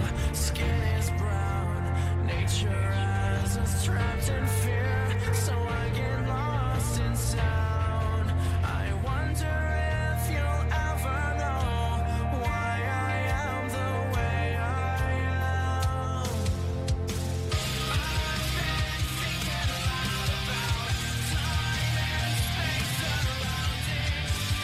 Is there anyone who is thinking like me? I've been thinking a lot about life and it's never ending. Is there anyone who is thinking like me? Constellation theme, mapping stars that are meant to be. Geminis are free of suicidal kings. This misty maze of me, so obvious yet never seen. Feeling though the fog will lift to find me lost at sea. I've been thinking a lot about time and space surrounding. Is there anyone who is thinking like me? I've been thinking a lot about life and it's never ending. Is there anyone who is thinking like me? Myself and I am so lost in beautiful, far away from life. But I want to try to feeling to be mine. Oh, I just don't get it. When will your heart beat with my mind? I've been thinking a lot. I've been thinking a lot about time and space surrounding. Is there anyone who is thinking like me? I've been thinking a lot about life and it's never ending. Is there anyone who is thinking like me?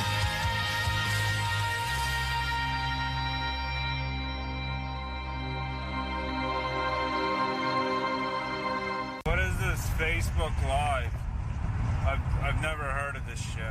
Everything stated on WTF Nation Radio is to be considered the opinion of the person that stated it, and not an official representation of WTF Nation Radio or U.S. Army WTF Moments. Price does not include tax, title, or license. Some assembly required. Each item sold separately. Batteries not included. Objects in mirror are closer than they appear. If conditions persist, contact a physician. Individual results may vary. Keep out of the reach of children. Avoid prolonged exposure to direct sunlight. Keep in a cool, dark place. And Please enjoy the show. Shots. And we're back. I guess there's some breaking news right now that the longest serving member of Congress in American history has died at the age of 92. Former Representative John Dingell. So he has died. So there you go. Shots. Shots to the old timer. So real quick. Look. We have a lot of things that get posted on U.S. Army WTF Moments. And I know everybody talks about a lot of the stuff that we post that have to do with the toddler medical helmets. Let me give you a backstory on this, okay? TRICARE considers those helmets cosmetic, so they don't pay for them. They don't have any. TRICARE will say, well, that's it. Well, to a young Joe who has a toddler that has a cranial helmet, it's an issue where the skull is not forming correctly. you have to have these cranial helmets to assist the child's skull into growing properly. TRICARE does not pay for that. We are honored and very proud to say that every time we find a story or we get we get something in the inbox stating that there is a need for one of these child medical helmets, that we paid up. We always post who we have on who comes on the main page, and we'll talk about these medical helmets. We have adorable little children's that it's almost really. I'm sorry, I'm a sucker for kids. Okay. Yes, me too. It's kind of like it gets you when you see a poor little kid that has to deal with this type, and then you hear about the Army or TRICARE not getting this. It infuriates me. It infuriates me due to the fact that I can't believe these are men and women in uniform that have to deal with this, and the military's not going to get it now.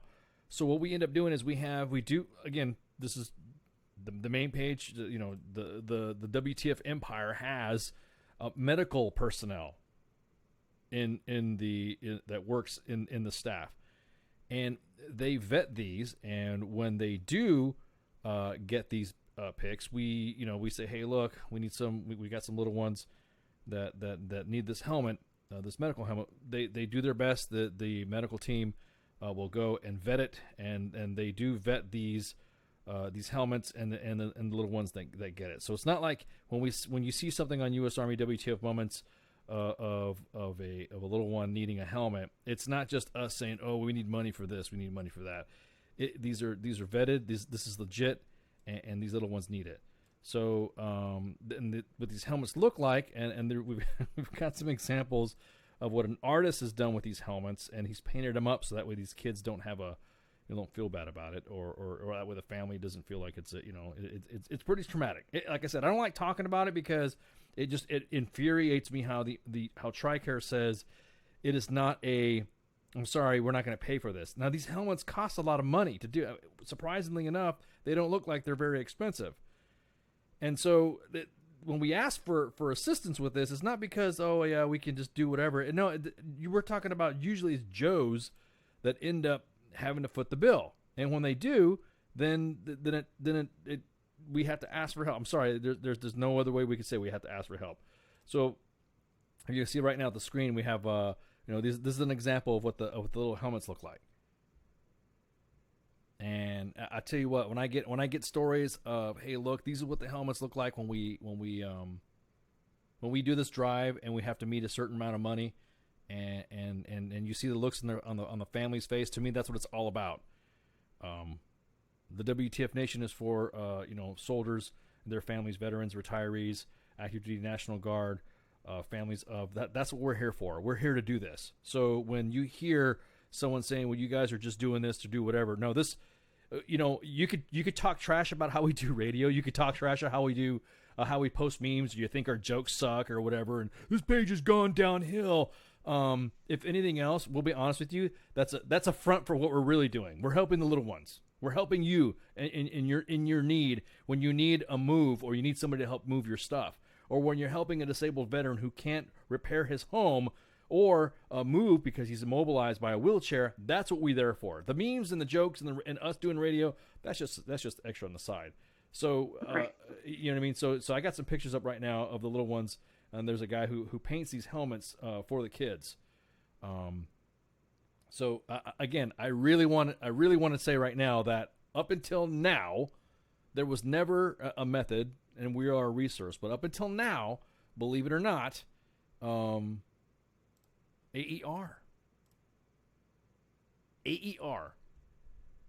and shocked when I read this, because this whole thing that AER did is they're now going to do. Yeah, I'm just talking about AER, the Army Emergency Relief. They're now expanding their assistance to soldiers. Shockingly enough, some of the stuff that some of our soldiers are running into in the Army that they don't have now, AER is going to help. it could be either a grant or a loan. I have yet to see anyone really get stuck on a loan. I've always seen grants being handed out, if that makes any sense. Oh, well, I've seen both. Have you? But that used to be my job. I was, a command financial specialist for about 18 months. Oh. So I know how they Oh, decide if you get a grant or a loan. Correct. Yeah. Okay.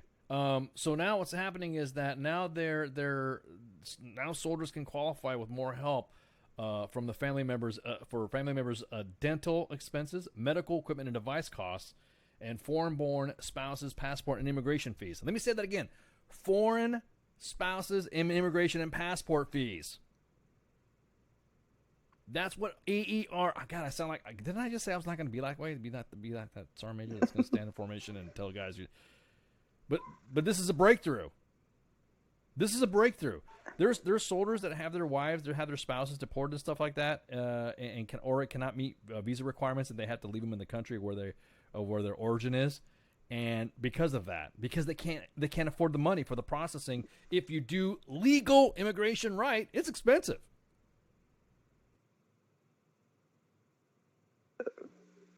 Go ahead. It's the pictures. And that's just it. No, I'm sorry, because the pictures. That's just it. It's not right. It's not cheap, and that's AER is going to help them now. And again, like sometimes it's a loan, sometimes it's a grant.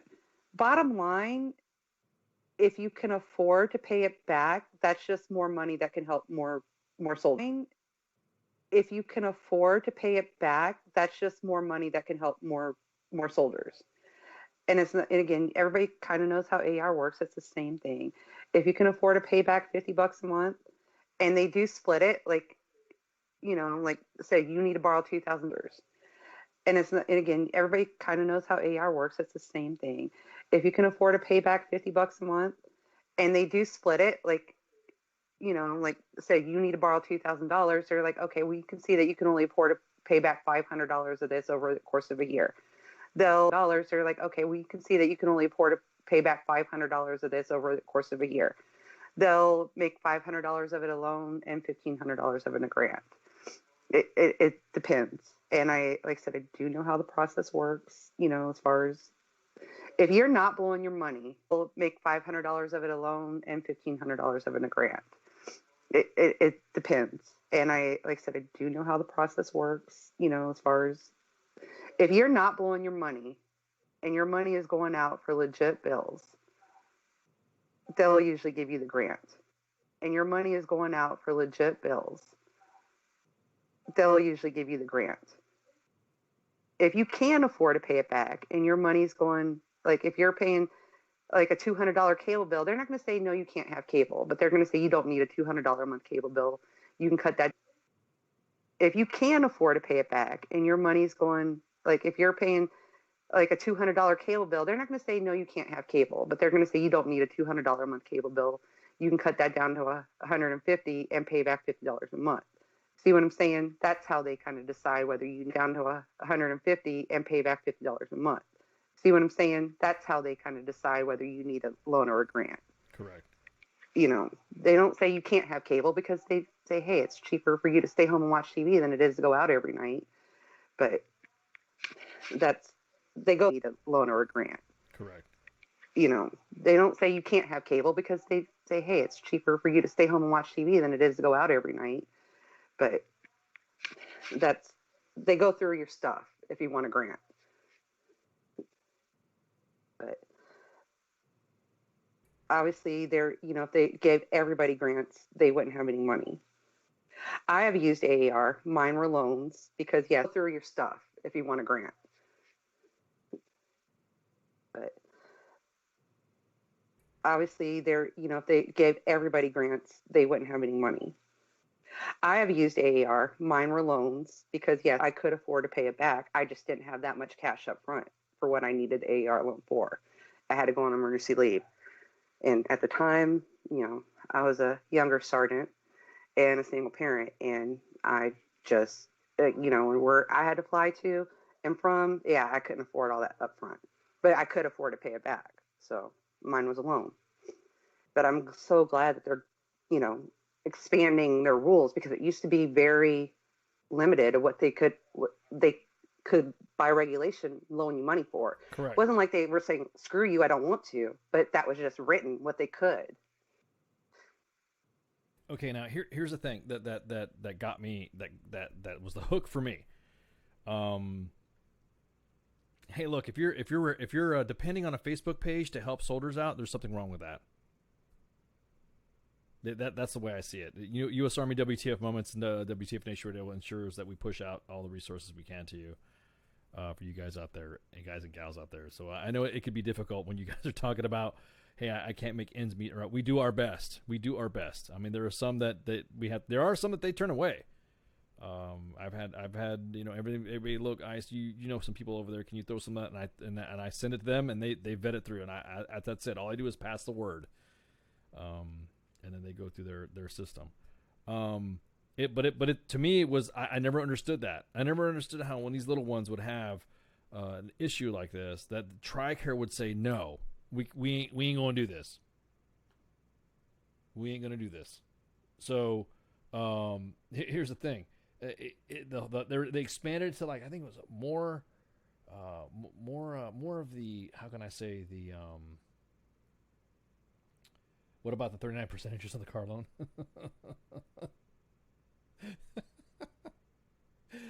No.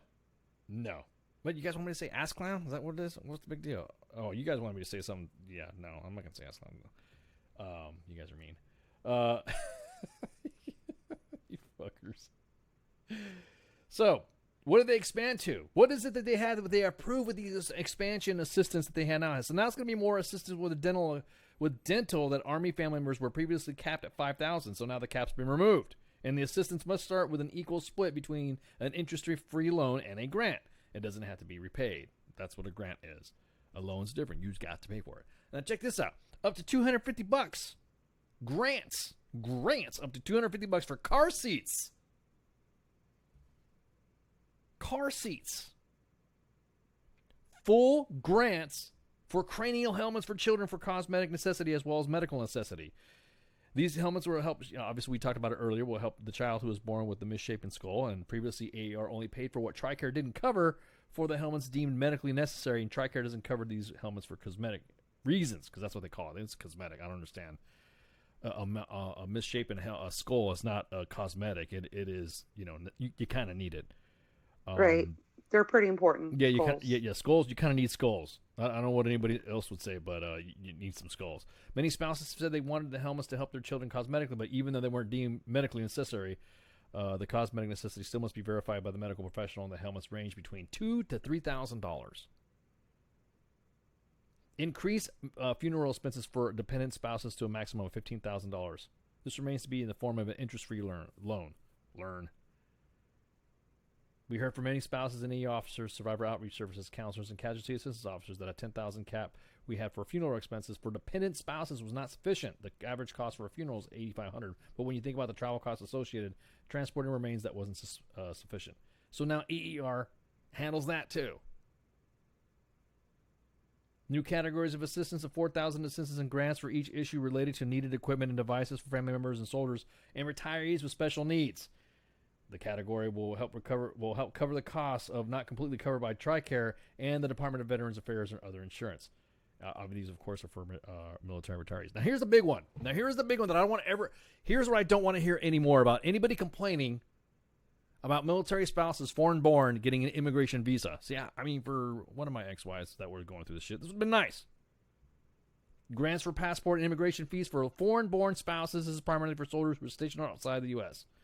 Have married a citizen of another country and want to bring their spouse to the U.S. and are moving back to the U.S. It is a financial hardship. It's like $250 for this, $700 for that, another $800 for this, another $500 for that, another $250 for this, another $300 for that. So the soldier who returned to the U.S. would be reassigned on a military permanent change of station, having the spouse behind to maintain two households. Obviously, they saw that it was not cost effective. Well, no shit. Unreal. What happened? Everyone's like, oh, all of a sudden this is new. So I guess the The reason why, go ahead, you were saying. Oh no, I'm just thinking. Like I said, I've never been in that position myself, but been stationed in Korea a time or two, so I've known lots of soldiers that married spouses, got married in Korea, and went through this, and so I saw how much money they were spending that they really couldn't afford, and put themselves in debt, so that has an effect on a soldier when they're not financially sound and they're in debt, and now they have something else to worry about. So now they're a newlywed going through, the stress that especially a young soldier goes through when they're first getting married, adjusting to married life as it is. Now they're in debt, starting out with all that, PCSing back to the States with a foreign-born spouse, trying to go through all of that. How ready do you think that soldier is? So just taking that one burden off is, it's a soldier readiness issue, really. They're going to go back to a new unit leaving Korea, not ready to deploy again. Bottom line, that's what's going to happen. So that's just one step that they're taking away. That's making it much easier for that soldier to be ready to deploy right away and not have to worry about their wife or husband. I guess could be both. Well, everyone asked what happened. How did this happen? What was the big deal? Why did we all of a sudden AER not care? The AER Chief of Assistance Charles Durr. That's why I kept saying Durr. That wasn't because I was saying Durr. Shut up, fuckstick. Doctor is like poking at me. Say this, say that. Charles Durr, a retired command sergeant major. Durr said he and AER Director retired Lieutenant General Raymond Mason visited more than 30 installations in 2018 to discuss the issues. AER, now here's the thing where everyone talk about AER. This is why that's why we at the main page at the WTF Nation Empire, we help veterans. So, but active duty and retired soldiers and their family members and survivors are the ones that are primarily AER's mission. That's their focus. Only because they can tag you with an LES. So those eligible can apply on many categories of financial assistance ranging from help with buying food, paying rent, and natural disaster relief, emergency travel expenses. But each request assistance is assessed in its own merit based on financial needs. So going through that's awesome. I think that, holy crap, that's unreal. $250 grant for child seats. All the kids that I had. Is it just one time thing? Is it for each kid as they grow? Yeah, I was about to say, is it? I don't know. Let me clear that up. I know, like I said, I had the girl in military hospital, and they inspected her seat before I could leave the hospital with her. That's the only time ever they got inspected. She obviously outgrew that one. Around her first birthday, and needed a new one. But that was the only time I could say that her car seat ever got inspected. It was up to me to figure it out after that. I know how to read and install a car seat, according to what told me how to do it. But I'm sure not everybody could figure that out because it took a minute. Well, that's what sergeants are for. That's why you have to sergeanting. That's where all the sergeanting comes from. No, well, seriously, no, seriously. Not everybody could. I mean, just because you're an NCO does not make you qualified to, install a car seat. No. But right like, now. No. You're right. No, what I'm saying, but like for instance, me, because I had many because I'm always the purveyor of assistance when it comes to help for divorces, and in children's, they would I'd had some Avers aren't you got a lot of kids? How do you do this? How do you put this? How do you hook this up? You know what I mean? So but it does give. This should be like a man class. That's part of being a man. Or a woman or whatever. This should be but training. There are resources on post that there are experts on that. ACS, they have those safety classes and stuff like that. Because trust me, some of those things, at least now, they're all like more advanced now than they were. When the girl was born, like how the fuck do you even get them buckled in these things? Well, like I'll do it myself. Okay, you do it yourself. Well, the thing The thing is that there's like fire stations, there's like police stations. You always see this stuff on. Go to your local fire station. They'll show you how to install a car seat. Man, I did that once. What do you want? Yeah, I was just showing you how to do a car seat. Just because I want to show my soldiers they don't know how to do a car seat. All right, kiss my ass. See ya. and you're not a first responder. Bye. I think they're pretty good at getting them out of the car seats. I think that's what I'm they're saying. trained on. Well, no, they say that. If you go to your local fire department, they will be able to help you install a car seat, no problem. I went to the fire department because I just wanted to check it out, so see if I could tell my soldiers, hey, this is good, because this went down down the street from my house, and they could check it out. And oh no, you thought I was that's how you doing? Yeah, I was wondering if you guys. What do you mean? We don't know how to. Like, wow, damn, okay, all right, thanks, damn, all right. I guess we're not gonna learn how to do a car seat. How to figure it out myself. But going back to what I was saying, though, there are soldiers that need that help. There are soldiers that need, like you said, $250 a pop. Now I guarantee it right now. There's you know what? There's Walmarts, and there are Targets, and there are what other stores that have well, they don't have Baby R Us anymore. Kohl's, wherever you get car seats. I'm pretty sure that they're probably hearing this broadcast right now. Well, except for KFC. KFC follows the main page. They're not going to sell any car seats. They're probably going to say like, oh, well, $250. So everything's going to be like less, not exactly at $250 or more. I guarantee it. After this broadcast, because you know how when you get new BAH rates or you get new clothing allowance rates, everything costs a little bit just above that per BAH. Even though the home is worth like maybe probably $500 a month, they want to charge your BAH. They want to charge your rent or whatever for like the same thing your BAH is. Oh yeah, I'm sure there'll be signs like, "Hey, this is AAR limit car seats right here." Yeah. That's what I'm saying. You know what? If I was a retired sergeant major, I'd fucking go out and do like the how retired sergeant majors have that we finance E1 and up car dealerships. I'd do the same with car seats. I'd have a car seat business. Just go ahead and give me your ER loan on like $10 seats or like $150 seats. I wouldn't be surprised that's not going to happen. There's going to be some issues. Oh, I'm sure.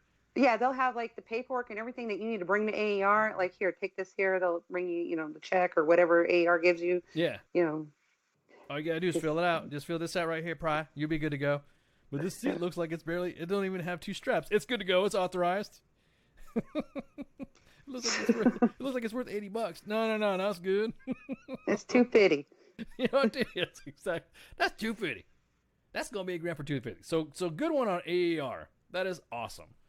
I like that. That's I like that crap. But okay. Hang on, read some other news right quick. Someone's all right. Look. We talk about we're going to recycle car seats on base.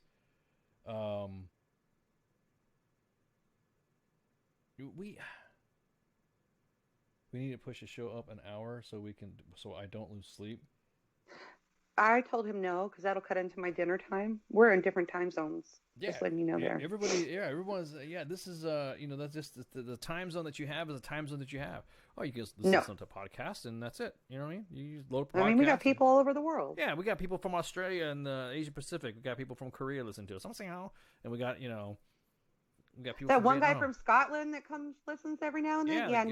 No. If he could listen to WTF Nation Radio and we don't, so yeah. Got guys from we had Afghanistan, we had Kuwait, all over. Philippines. Philippines. We even had Vietnam. Praise. Korea. I do not know why. Okay, real quick. I'm gonna get on a subject that's gonna piss people off. Okay. All right. Do I need a shot for this? Yeah, man. Everyone's gonna have to get a shot for this. It's gonna. Okay, this is gonna be the subject that's gonna get everybody riled the fuck up, a little bit riled up. Let me describe the incident to you, and then you, WTF Nation, tell me what you think, or I'll go ahead and read their messages in the inbox and all that, and then check this out. So, everybody knows that when a soldier takes his own life. Normally, they say if you commit suicide, you're not going to get benefits and it's not going to be line of duty, blah, blah, blah, blah, blah, right? I have yet to see anybody, I have not heard of anybody not receiving the no line of duty code when they've taken their own lives. We're not talking about the act itself. We're just talking about the paying of benefits. Never heard of it. Everyone who says that old first sergeant or sergeant major's tale, because we have an old wives' tale. Well, there's you have the old school. You ain't gonna get paid line of duty. Well, show me where it says you don't get paid line of duty, so that way your family doesn't get benefits. I have yet to hear anything about this.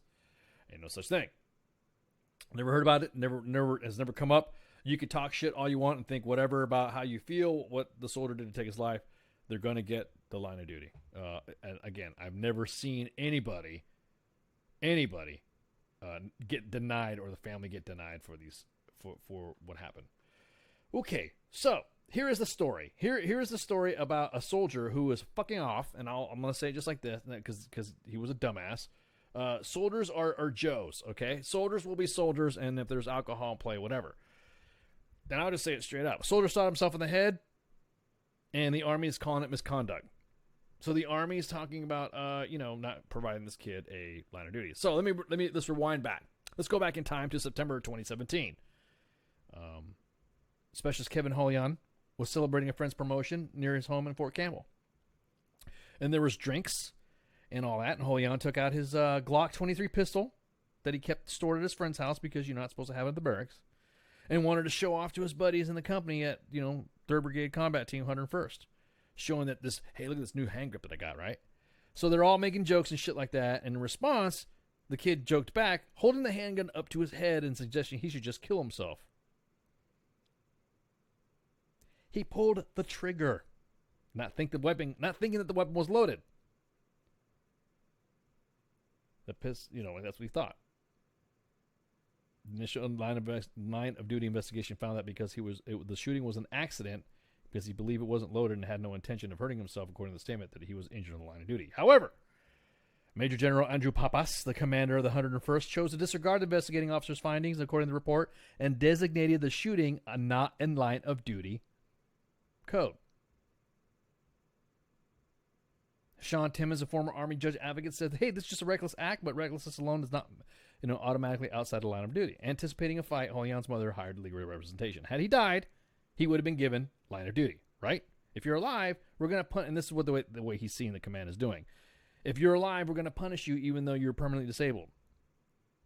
So currently, Holian is assigned to the Warrior Transition Battalion in Fort Sam, going through the IDES system, which will tell him on what terms he'll be leaving the Army and what kind of medical coverage and compensation he'll be entitled to after his discharge.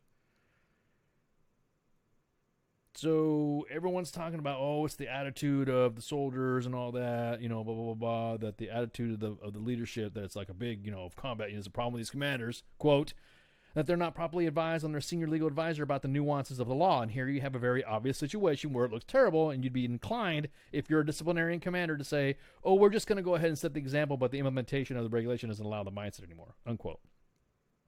So now this kid's disabled and in a wheelchair and able to live independently, and the determination could be minimal veteran benefits.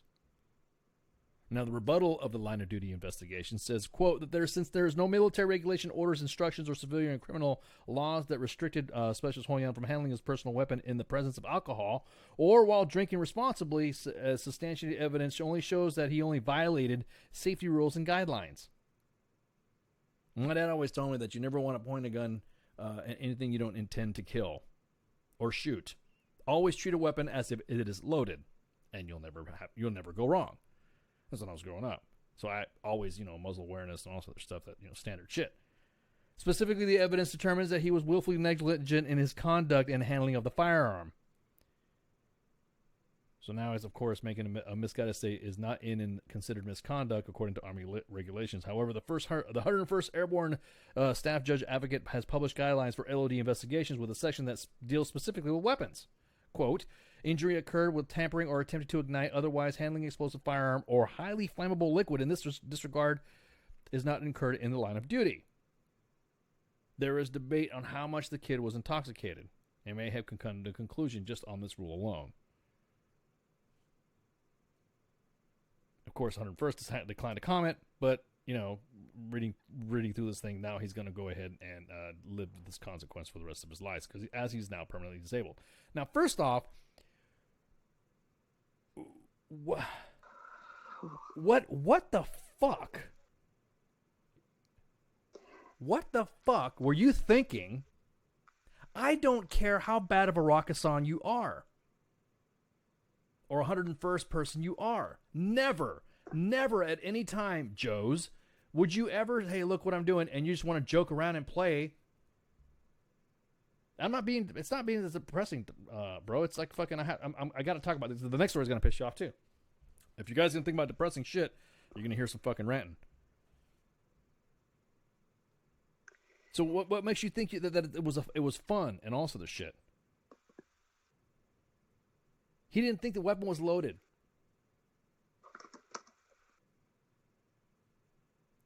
Dude, what the hell were you thinking? Okay. He wasn't, obviously. And kids do stupid things. Correct. All right. I do have an issue with the general overturning the investigating officer's line of duty determination. That is now, of course, that is if an investigating officer has come, it's almost like you're almost like tampering with the investigation when you say, I'm not going with what the investigating officer is. It's almost like, what do you want him to do? Change his answer? Like, yes, exactly. Like, why do we even have line of duty investigations? And why did you even appoint an investigating officer? Like, I'm sitting up here up top. I see nothing except for what this appointed officer, came to the conclusion with. Because do I think that kid did something stupid? Yes. Do I think he willingly, conducted misconduct? No. And again, you're right. I have never seen a soldier LOD come back not in a line of duty. That was my job for a year in the Army, was to process them and send them up. I've seen one come back inconclusive, and it was a really weird case. But yes, seen soldiers, and this was when I was in Korea. So soldiers were doing dumb fucking shit. They were drunk. They were this. They all got found within the line of duty because they were drunk. They were not willingly, or, they were drunk doing stupid shit, and it got them killed, and it got, but. Alan brings up a good point. If the leaders always say, and this is what makes me mad about this policy. If leaders are always saying, because think about this, I guarantee, because you know what? These are the same motherfuckers that are telling Joes that they're on duty 24/7 when they post something on Facebook. Well, you're always on duty. Exactly. You're always on duty. You're always on duty. But the kid's fucking around. What happens? Oh, now he's not on duty. There was a case a couple years ago where this guy had a fucking heart attack during a PT test, and the Army didn't want to pay his bills. You're always on duty. It's a good point, Alan. You're always on duty, right? You're always on duty. Hey, Spanky, you're always on duty. I don't get it. Okay. No. No, if I'm not always on duty, then then how the fuck are you going to give me an Article 15 for getting a DUI then? Yeah, go fuck yourself with that bullshit. And no, it pisses me off. Like I said, and if that gun would have been loaded, SGLI would have paid out everything else, because then he would have killed himself. No. That's what I'm saying. He shot himself successfully. He was just a bad shot. So right. Like I said, if he would have successfully killed himself by being a dumbass, then, there would have been no question. Just all right. The freaking 261, I believe the form is. I can't remember off the top of my head. That would have just been signed off, because you wouldn't want to fucking question a suicide. Now that they didn't classify it as attempted suicide, they classified it as him being a dumbass, which yes, he was. But yeah, I don't. When it comes to gunplay, that's something that to me is like, if you're gonna sit there and say, well, he was a dumbass and all this stuff, then we'll go back to the story of the paratrooper, the Daco, who was drunk on duty. The same thing applies. Right. You know what I mean? They're always on duty. I love that point, Alan. You're always on duty. You're always on. Then if you're not, then you know what? If I post something, it's in the line of duty. So yeah, exactly. So it's if you're always on duty, then it's always a line of duty then. As a matter of fact, everybody that has submitted anything to U.S. Army WTF moments when they're not working is not considered line of duty, because they weren't on duty, right, when they sent it. You got to make up your mind.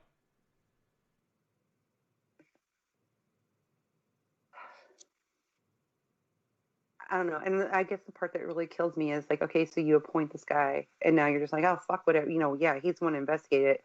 I'm just sitting here signing off like, nah, fuck it. I don't care what he said. He's the one that was down there and actually went through everything. And I'm just reading his report and like, nah, just because, I have more rank, I just decided, yeah, fuck all this. I had to do this for formality reasons. I'm just doing this for formality. And the guy's going through a med board. So that means that more than likely this commander's probably going to get involved in this kid's med board process. He's not supposed to be. The only thing he's supposed to process is the paperwork when it gets sent up. You're right. He's a dumbass. He is a dumbass. But if you're going to pay, and Jake, that's correct. I've never seen any suicide not get paid out line of duty. Never have I seen it. I've never seen it. Everyone who says, you're not going to get paid line of duty. If there's a story out there, please submit it to U.S. Army WTF Moments in the inbox. ICE at WTFNationRadio.com. Contact at WTFNationRadio.com. Contact at ArmyWTFMoments.com. All the Facebooks, DMs, whatever the fuck you want to call it. Send some snaps, whatever. If there is a unit out there that does not pay anybody a line of duty for killing themselves, then please let us know so we can cover it. But exactly, Bailey. Gun and play, don't mix. What were you thinking?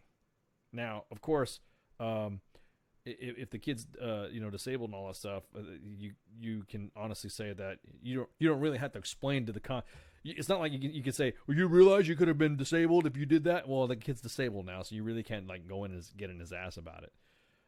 Let him go through the med board process and all that. However, any outside command influence to that is wrong as hell.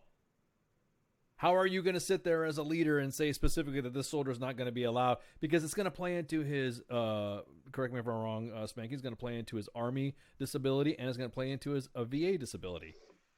Oh, absolutely. Because what's going to end up happening is what? What does the VA say if they say it's a no on the line of duty? Then what's going to happen to the VA? It's going to be not service connected. Bingo. The VA is going to say it's not service connected, and we're not going to pay up. So this kid more likely will, and this is what makes me mad. Okay, we were talking about Charlie's Chicken Farm, and this is what you do this is what you call toxic. That is toxic leadership. That is the message that you're sending out to your organization, to your formation of a division, that you don't care. I would say, he's saying he doesn't care about this soldier. He's saying it's not a line of duty. And not even that, he's saying that he doesn't even trust in his officers to make the right fucking decision, the one that investigated it. Correct, you're right. He shouldn't have been playing around the gun in the first place, but that's one of those things that we kind of have to deal with now. Yeah. We got to deal with the situation now. The kid's got to get more med boarded out, okay? He's got to get med boarded out, and he shouldn't have fucked around. The kid was fucking around playing with a gun, and he shot himself in the head, and now he's disabled. So that's it. So now we have to deal with it, and we just can't. You're right. You shouldn't have been playing around. But again, saying that, well, you shouldn't have been playing around, and the guy looks at you different. He's sitting looking at you from a wheelchair. What's there to chew him out about? What consequence can you tell him if he's already been physically disabled by shooting himself in the head? Fucking around. I think he knows that now. I think he realizes it was a mistake to do that. So when you look at the guy, and if anything else, hey, remember, this is why you don't play around with guns. You're dicking around thinking you're all fucking cool, and you want to show off me, Mr. Billy Badass. These are the consequences of what your actions are when you fuck around with guns. Especially when you're drinking fucking alcohol. Oh, look at my gun. Look at this. How do you not... This whole fucking thing about, look, gun safety and physical fitness is what we need to get our kids involved now, it seems like.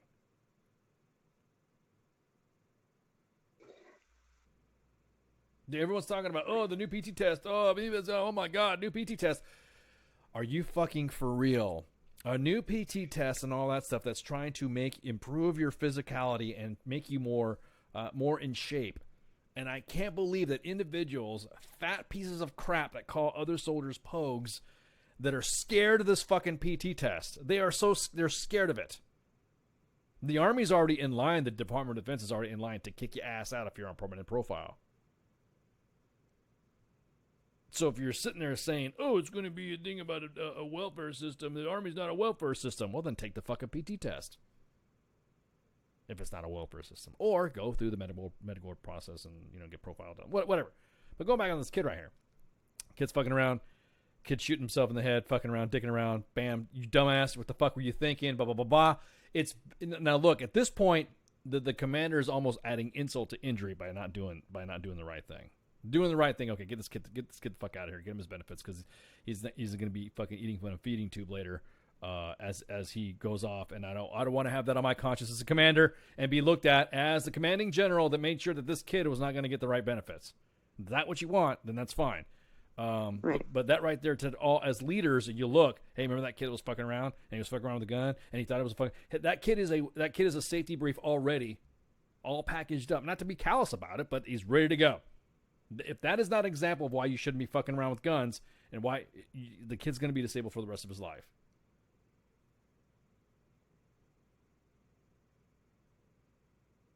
Hell, don't even have to wait till you use it. The gun safety class, like, when they first look at a gun, like when they're like 3. Use it there. Yeah, but, they're privates. If they're infantrymen and they're all, they're supposed to be all into that stuff. You're all the Muslim awareness, fucking pogue, and all this other shit. Thank you for my service, blue cord, rah.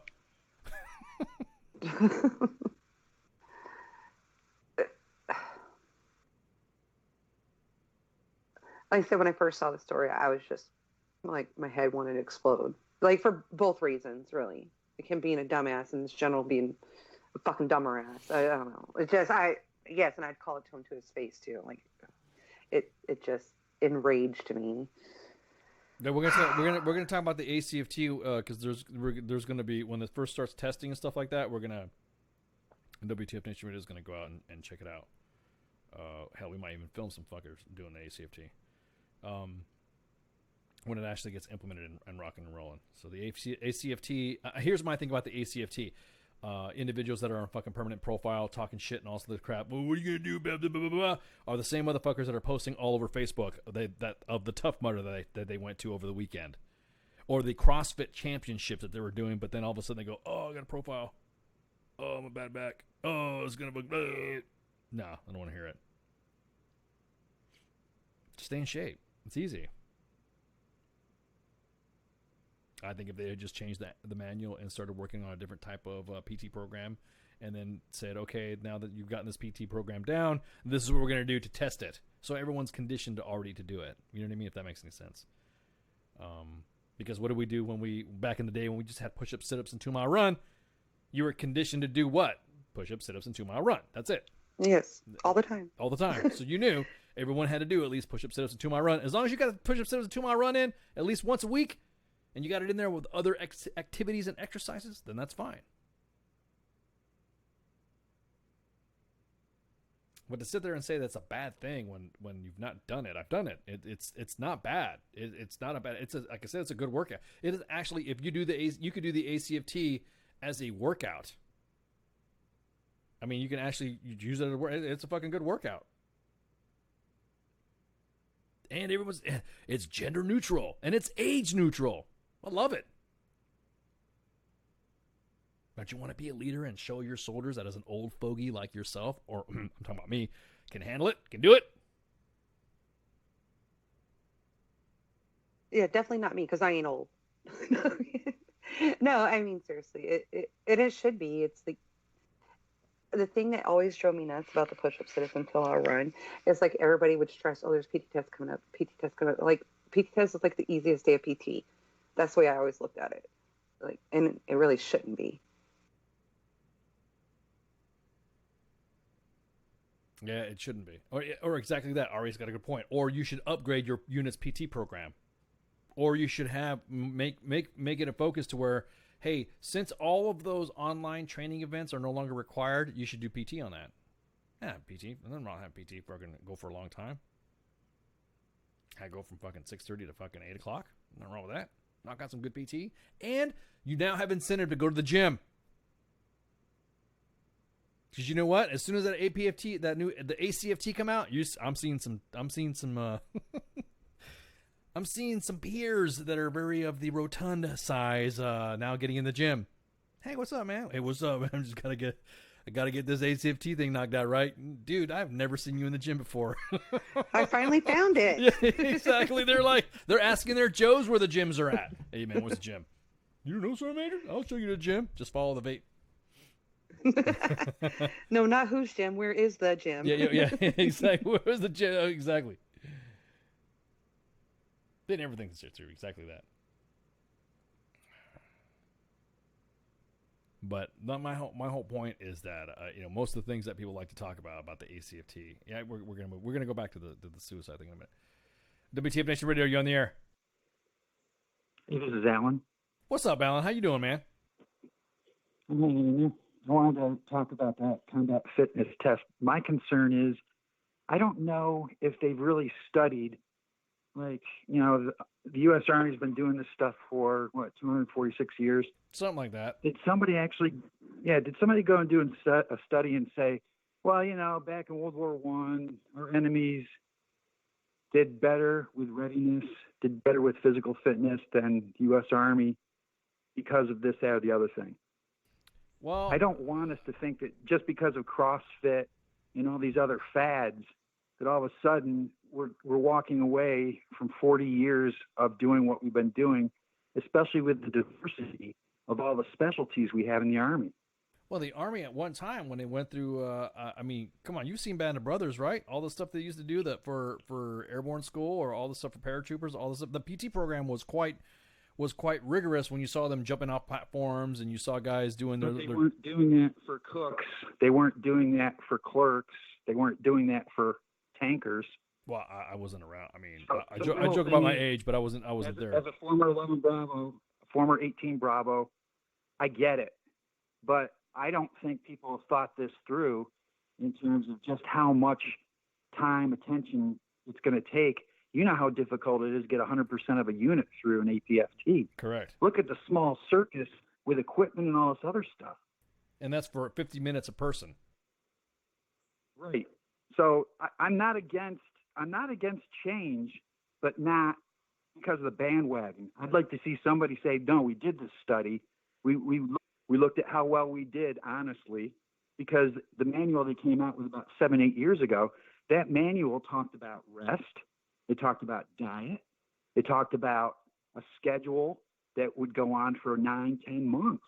Correct. I was about to ask you, in Special Forces, you had the Thor 3 program, Forces, right? I know how difficult it was to do that stuff, and that's a much, much, much smaller footprint. Correct. But you also had, battalion, etc. But did you guys have the Thor 3 program too, as well? Were you in when they had the Thor 3 program start up? No. Okay. I'm going back to 35, 36 years ago. Oh, wow. So yeah, I'm too old. So I'm not against the whole idea, and I retired from the reserves 2.5 years ago. I'm not against the whole idea of changing it. For God's sakes, people, I want to see some empirical data. I want to know why throwing a medicine ball backwards over my head. Yeah. No. Combat. Yeah. Well, I'll tell you what. At the end of the show, I'll post the video. What it's supposed to say. Have you seen the events? What they're doing?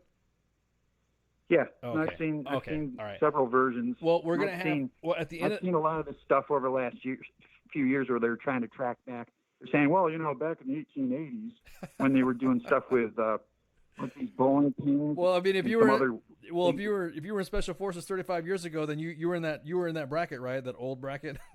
I'm just messing with you, man. So we're gonna have TRADOC coming on the show. They're gonna come on. We want them to come on. We have invited them to come on, so they're gonna come on, and you guys will. Everyone's gonna see the promos for it. But yeah, TRADOC's gonna come on to talk about the ACFT, and those are the questions you want to throw out in the chats when they come out. It's about the end of the month, beginning of next month is when they're gonna come on. Well, me too late. I don't want to be the spoiler, but I really do want there to have been the attempt to throw some science at it, because I remember in my duration of service how many times he kept changing the goalposts. I was like thinking to myself, okay, I'm 32 years old. Wait, I have to be 33 before. And then you find out, oh no, 17, 18-year-old, you're nothing. Your peak is at 33, 34. That's right. like, oh, I'm getting screwed, man. It kept moving this thing and moving it. Exactly. When I first walked in to the Army, you had guys, once you were over like 38, 40 years old, they're not running anymore.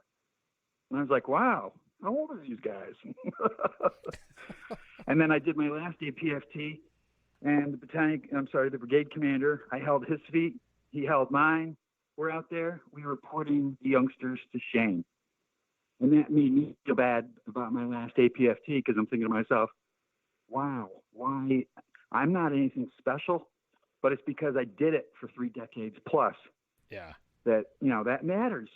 That does matter. So it's I don't want to hog up the no, time. you're good, because they're talking about it's a culture change is what they're going through. But like I said, when we get Tradoc on here to talk about it, you could, make sure we'll post the promos up, and we'll definitely, you'll be. I know you, Alan. You're going to come on. Yeah, I hope I can do that. Well, I do appreciate all the stuff you guys are doing, and keep up the great fight. All right, man. Thanks a lot. Appreciate it, man. Take care. Have a good one. That's what I'm talking about. So so we're gonna have we're gonna have to, we're gonna have to see what happens when they come on the show and shoot the shit with us. That's gonna be fun. These are some good questions, right? I mean, like I said, I don't have a problem doing it. Brings up a good point, but anyways, so the last thing I want to close out with. I'm really gonna. This is the. I know, guys. Everyone's like, "Oh, can we change the subject?" No, I'm not gonna change the subject. This is something that's been on my mind. There was a veteran who. Now here's the thing when we talking about PTSD, and we talk about what is the reason why soldiers have PTSD, and why what is the reason why they do this? And we're talking about all the and there's a story out of Ohio, and the way I see it, once you lose your vet status with me, when you involve someone else in your pain. And what I mean by that is, if you have an issue where you have problems in your life, you have things going on, nothing should compel you more than to try to get help. We should at all times seek out help. There's nothing wrong with seeking help out at all. I have no issues with you at all. You're trying to help me out. I have, matter of fact, there's been a couple times where, in the last couple weeks, right before I closed up the show, it's late, and it's time for me to, pack it up so I can, go about and do the, the next day's business, and there will be a bid. And they talk about stuff. I talk to bids just like what I'm going to tell you right now, okay? I will respect you more if you say, Ice, I need some help. Can you help me out, brother? This is what I'm thinking, and this is what's going through my mind. I will go through whatever issues is going on with you, because more than likely I've been through it too. Divorce, custody battles, name your situation, death in the family. I'm old, so I more than likely have had a lot of things happen to me that you're trying to struggle with. Some things that are just not that big of a deal to consider suicide. But I'm not going to feel sorry for you. I'm not going to say, well, he was struggling with his demons, and I don't give a fuck what anybody thinks about what I'm going to say next. If you kill someone else and then kill yourself, at that point, your moment of help, your moment of I need this and all that has been negated, especially if you kill a child or you kill your spouse or girlfriend or whatever in the process. So this story is out of Ohio. An Army vet shoots himself on Facebook Live after he admits he shot his son and who he thought was, who he thought he killed. It was his girlfriend and her son on Facebook Live. Now everyone's talking about, oh, he's got issues, he's got PTSD, he's got that. Hey, look, again, I am all for you getting help. I'm all for you. I don't want to sound, I mean, if I'm sounding like a fucking dick to you, go ahead and just click off. I want you to get help. I want you to seek help. I want to help you. But as soon as you kill a kid and kill a woman where you thought he killed, at that point, I don't feel sorry for you, dude. There could be no demon less that's going through my mind for you to do that to yourself or to do it to somebody else. An Ohio man killed a young boy before turning the gun on himself on broadcasting on Facebook Live in a murder-suicide. Giovanni McClendon, 33 years old, called police, said he shot his girlfriend, Deisha Patterson, and her son, Carter Clemens, 6 on Friday. And he said he was about to do the same himself. He posted on Facebook Live that I just killed my girlfriend and her son and about to kill myself.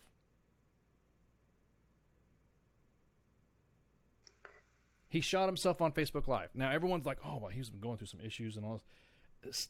Stop.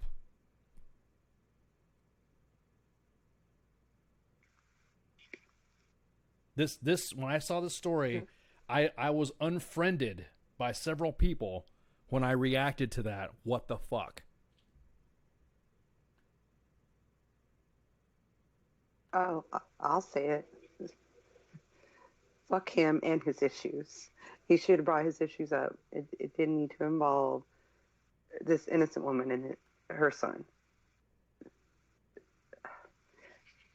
There are so many resources out there. I don't care what your issues are. And I agree completely with you. No, I lost some friends. I did. I lost some friends. They were like, they don't want to talk to me again. Yeah, well, fuck them too. Yeah, they're like, I can't believe you said that. Well, this guy was hurt and this guy was this. This guy was going through some stuff. You know what? Up until that point, until he sought help, then yeah.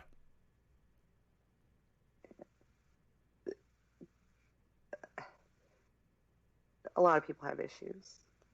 And when you decide to take it out on an innocent woman and a kid, yeah, fuck him. Yeah. And fuck your friends. Or, I'm sorry. I don't the ones that unfriended me, yeah. Fuck them too. Yeah, the ones that unfriended me, I don't care. Too. Yeah, I'm not going to, I mean, then yeah. Like, you know, because immediately, here's, you know, nation, here's what I want to talk about. I hate that stigma of us being told, because that PTSD thing is getting thrown around so fucking much now. I know some people with legit PTSD. Legit.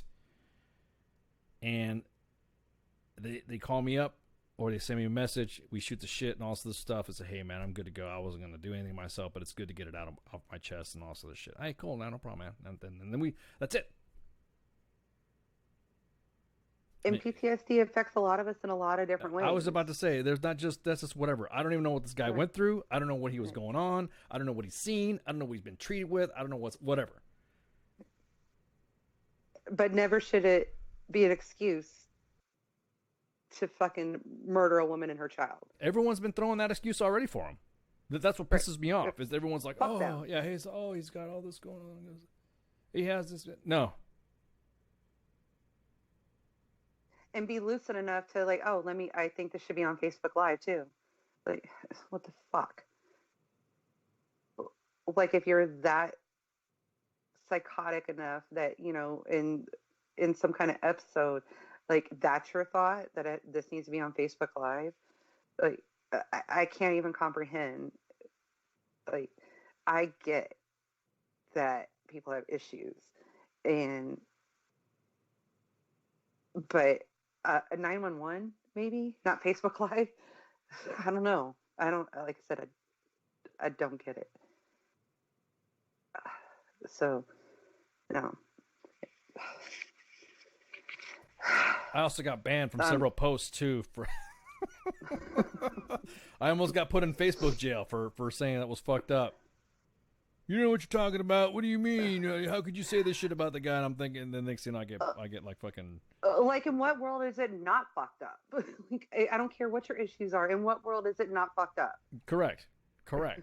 But to do that, and then he was It's exactly the article that was read. It is exactly that. It is a murder suicide. There is no fucking PTSD at all on this shit. I had to get this off my chest because, like I said, I lost literally when I was commenting on that. Some of my friends saw me commenting on that, and they're like, "Dude, what are you doing?" I'm like, "What do you mean? Fuck that dude." It's PTSD and it's bets and all that. You know what? There's, like I said, there's some guys out there that I know that really have been through some shit, and they have issues handling with it. Nothing wrong with seeking help. Nothing wrong with that. Respect you more, my brother and sister, that you do that than reading what this fucker did. You know, everyone's about bringing awareness and all that. Shut the fuck up with the awareness crap. All right. I don't even... It breaks my heart when like people's marriages break up over it because you can't seek help. That part breaks my heart. Not of this. course. I get that. You know, because you know there are people that don't want to seek help, but it doesn't mean they go out and fucking kill people. You know, they're self-destructive. They don't hurt other people. You know, well, physically. You know, but like fuck him. And, God damn it, Ice. I know. I just bring it up because you know me. I don't like shit on my chest for a while because then I start stewing about it. I know, of course, there are some veterans out there that have sought help and have reached out and shot the shit, and they're now and you know, no pun intended, and fucking come out and talked about it, and they were good to go. I respect you more that you do that yourself than you having to wait and give me a fucking threat and me wallow around and be nervous as fuck and be an emotional wreck, seeing if you're gonna do something. Just fucking reach the fuck out, dude. You handle it and also the stuff. Don't what if they take my guns or what? Dude, I'll tell you what, man. You gotta fix yourself. You're worried about material shit. Handle it. I have people that I confide in, that I know that I can talk to, that I can just let my fucking feelings completely the fuck out, and everyone's like, "Wow, okay, cool," and I feel better. That's it. I'm not saying I go down that route, but I'm just saying I will, you know, whatever. I guess the problem. What's up? I'm dealing with some stuff. I'm going through divorce. What, is this your first divorce or second divorce? Oh, my first divorce. Amateur. Here, let me help you out. What do you need? You know what I mean? Just be that voice. Be that ear. Listen. Help out. Whatever you can. But if you are the guy if you're feeling those ideations, or if you're feeling that stuff, man, just take a breather. Stop. It's like, you know what? I really don't know if I should be thinking this shit. Let me call somebody up, man, and I don't want to say get a second opinion, but talk to somebody to air it out. Hey, I just need somebody to talk to. Fucking talk. But to do this, like I said, everyone's gathering around this dude saying, "Oh, PTSD." I can't stand that shit. Again, you have negated your vet card status when you draw down on a cop, a kid, or a woman, and that's it. That's it. You're not. Oh, well, now you're part of we're part of the 22. No, you're not. I don't give a fuck about that point. As soon as if you're harming somebody in the process, I fucking love all of you guys. I want all you guys and gals to make it through this thing, like Tim Kennedy says, called life. Make it through. Call somebody up. Shoot the shit. You don't have to be down on yourself. It ain't that fucking bad. Some of the individuals decided to have a permanent solution for a temporary problem that was probably easy to fucking fix. But I'm not going to sit there and say, "Oh, well, no." Yeah, I lost fucking friends. Upset with me because I said this was fuck. Fuck this dude. Exactly what you said, Spanky. And that immediately, like, wow, a lot of friends leave. Yeah. Guess you guys don't have to worry about, I'm still here. Yeah, well, I guess I don't have to worry about a Christmas card list, but there you go. I just cut out a lot of Christmas cards. I don't have to say happy birthday on fucking your Facebook fucking timeline either. But yeah, it just pissed me off again, and then does it on Facebook Live. So that's I had to get it off my chest. Sorry, nation. Sorry, just got to deal with it. Don't like the way I feel about that shit. You lose your vet card status. So we're going from one extreme to the next. You do what you want. Yeah. This is starting time. You're in charge. No, we are in charge. All you soldiers are you, all you Sarents, all you fans of the WTF Nation, you guys are my credentials. That's what you guys are. You guys are my sensitive items, but you're not sensitive. You're like weapons. You're my weapons out in the WTF Nation. Like I said, you guys are my credentials. You guys are our credentials. You guys are what we're here for, man. So it's like, speaking of which, speaking of being here for y'all, I'm going to do Saturday nights. I'm going to do tinfoil savagery. This Saturday. I like that.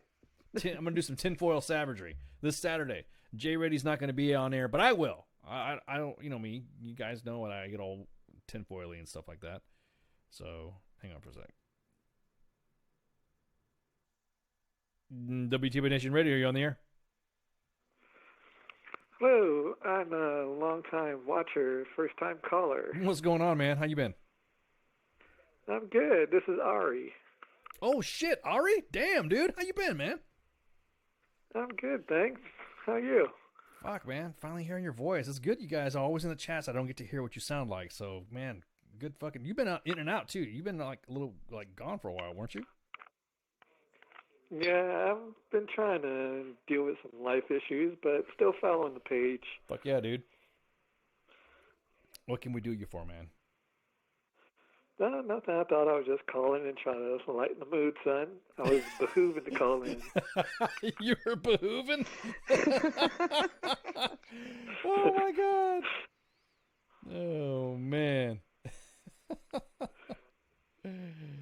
Oh, man. Well, you've been behooved, huh? Well, I mean, yep, you behooved. I mean, so what do you want to caveat with? You know, what's up? Oh, nothing. I just, I don't know, my mind is kind of going all over the place with the PTSD talk, so I want to, I don't know, get your kind of perspective on that whole healing process, I guess, because I'm still trying to work through it. Yeah, I got you, man. I mean, yeah, like you said, there's no excuse when it gets to that kind of point. Well, I mean, when you get, like I said, for everyone has a different way of dealing. I want to say right now, I'm not perfect, man. It's okay, you know, to talk about it.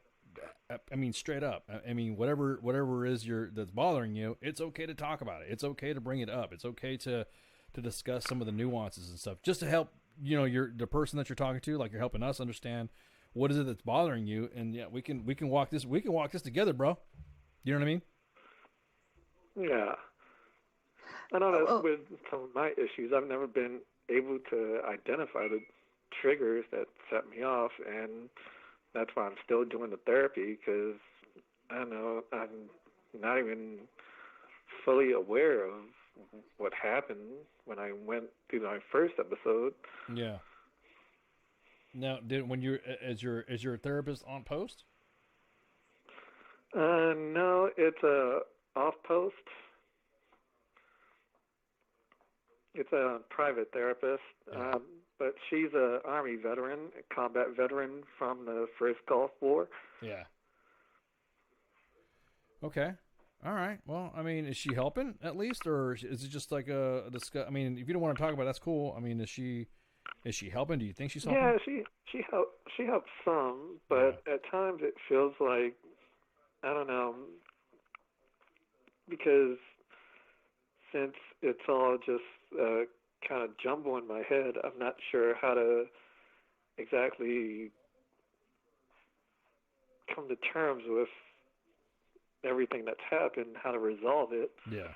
So as great as she is, it still feels like I'm dealing with everything alone. Yeah. What is it? Is it something that has to do with family? It has to do with work? Is it something personal inside that you don't want to talk about on air, or what?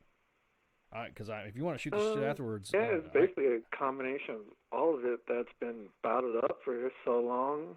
Yeah. And one night, about 5 years ago, it just all came to a head, and unfortunately led to a pretty bad experience with my ex, and that just created more of a problem. Oh, man. Not just for her, but yeah. Were there any kids involved? No, no kids. It was just her, and that's basically been the biggest regret of my life so far. Regret as far as what? Well, the episode ended up with me. I don't know what happened, but she said I ended up attacking her, and I honestly had no recollection of it. And it wasn't until some time later that it all started to come back in flashbacks. So was there anybody there with you, or you guys alone? No, we were alone, and the following day she just said she didn't feel safe with me anymore, and that was that. And because she basically wanted nothing more to do with me after that, I couldn't make amends for it. I couldn't apologize to her. I've just been filled with this guilt that I can't get past, and that's been 5 years already. So now, is it something that she just refuses to talk to you again? I mean, is it from her point of view? Could you understand why? Yeah, I can understand why. I mean, from the vivid details she told me, I was probably the worst person in the world to her at the time, and understandably, she would see me like that, and I think of myself like that at times. That's still why I can't get past it, because I don't even know if I deserve to. No, I hear you, man. I mean, again, you can't. That's hard, man. I mean, you cannot let that dwell on you. I mean, it happened. You know what I mean? You can't let that dwell on you, man. And you also can't control how another person feels. Correct. I was just about to say too. You can only help yourself get better and control your actions from now on. That's the only thing you can do. And you've already, sought out help, and that's what you're doing now. You're never going to be able to change her feelings. So you got to, I can't say, oh, suck that part up and get past it, but you're never going to be able to change or control anybody else's feelings ever in your entire, so work on you. And you're doing that. That's what I wanted to add. Did they give you any? Yeah, I'm trying. Yeah, I hear you, man. It's hard. I mean, I know what it's like to get. I know what it's like to get told that you're not who you are, who you think you are, or whatever, and you're like, I didn't think I was acting that way. Did they give you any medication or anything like that? No, they didn't give me any medication. It's basically just been individual therapy, and that's it. That's weird. Usually opposed to it, they're usually a little bit more. I don't want to say, I guess you'd say, I don't want to say they're real quick to give you medicine, but they will treat you. Have you ever been under any type of medication for it? No, never. Have you not asked for it, or have you not mentioned it at all? No, I've never mentioned it at all because, one, I'm afraid of what people would think. I'm afraid of the stigma, and I mean, we're trained not to ask for help, and that's basically how I've been my whole life. Yeah. What community you're in? Where are you stationed at? Right now, I'm in Arizona at Fort Huachuca. And that wait. So you're saying Fort Huachuca saying there's like a stigma? Are they placing that on you? How are they treating you? No, it's not that they're placing it on me. I'm just afraid to tell anybody. But you're not really required to tell anybody, and you're kind of like telling everybody right now, if that makes any sense. You know what I mean? I mean, don't get me wrong. We'll talk all night, but I'm just saying it's kind of like it's not a stigma to me, man. You're telling us. You're talking to us. Yeah. So we don't see it that way, man. You're reaching out to us, and that's the whole fucking point. That we want you to reach out to us. We want you to shoot the shit with us and talk about it. You've not. You said this happened several years ago. What have you done from them? Have you talked to anybody else that's just recently come back up where you're now seeing a therapist? I've been seeing therapists on and off for the last several years. I just started to do it again because I tried to OD on some painkillers back in October, and so that's when I really needed to reach out.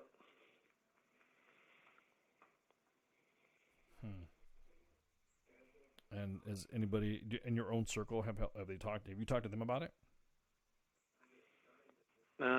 I talked to one of my friends, but that's about it. Nobody else I can really know how they'll feel about it.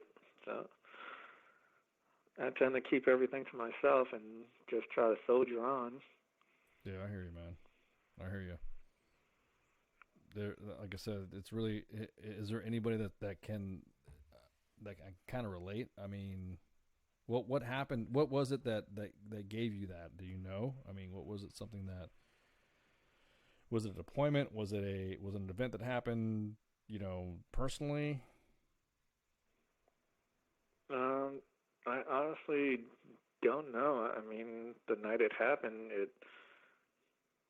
just something triggered me. I don't know what it was, and I basically, for lack of better words, went into sort of blind rage. And when I came out of it, and everything was a blur. Yeah. Were you drinking at the time? No, but I wasn't sleeping much, and I was taking Adderall, which was given to me by a friend because I thought it would help me to stay awake longer so I could get things done. Dude, man.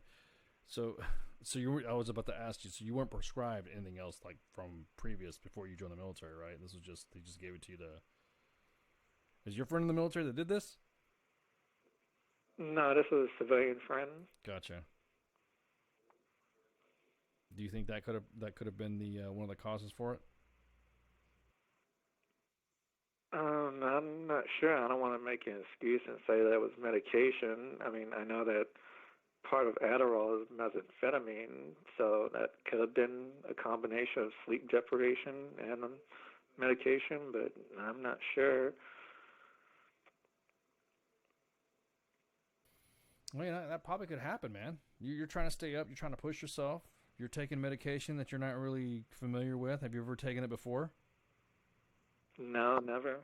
Yeah, you probably weren't. You know, your body probably didn't know how to handle it. That's what I'm guessing, man. No. So you're not taking anything right now, though, right? You're good. You're clean. You're not doing anything else. No, haven't been doing anything.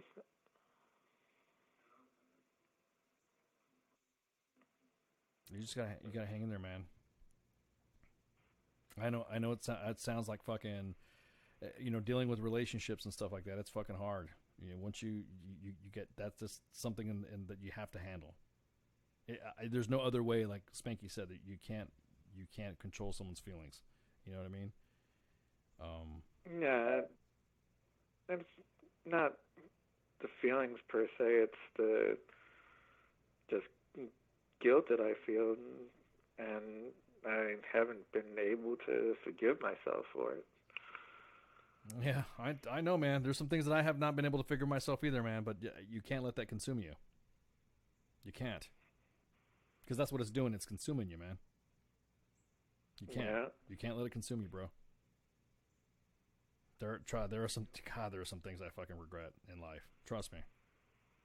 Come on, man. You know me. I'm old, dude. There's a lot of things I can regret. So you cannot beat yourself up over a regret like that, because it's what it's doing right now. Is it is consuming you. You know what I mean? Man, that's pretty much what it feels like. Yeah. Oh, I know. It feels like you're wallowing, and you feel empty. You don't know where to go. You don't know who to turn to. I know exactly the regret. But you can't let it consume you, brother. You know what I'm saying?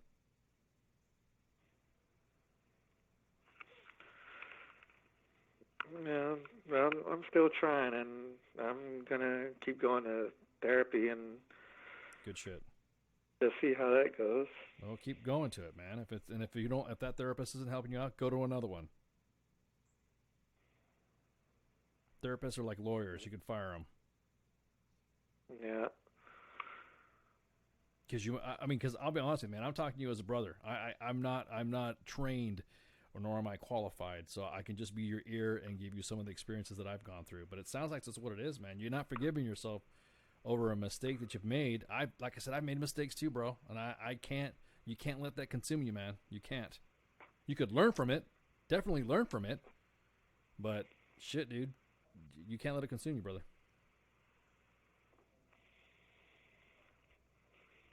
Well, the attempted overdose didn't work, so I figured that there must have been some point to that, and I'm trying to get better and learn from it, not make the same mistakes, and hopefully things will get better.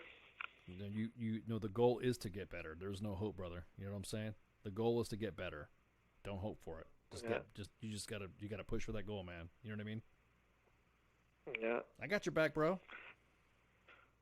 Yeah, I appreciate that. I mean, you guys helped when I was pretty much rock bottom and I needed to find counseling.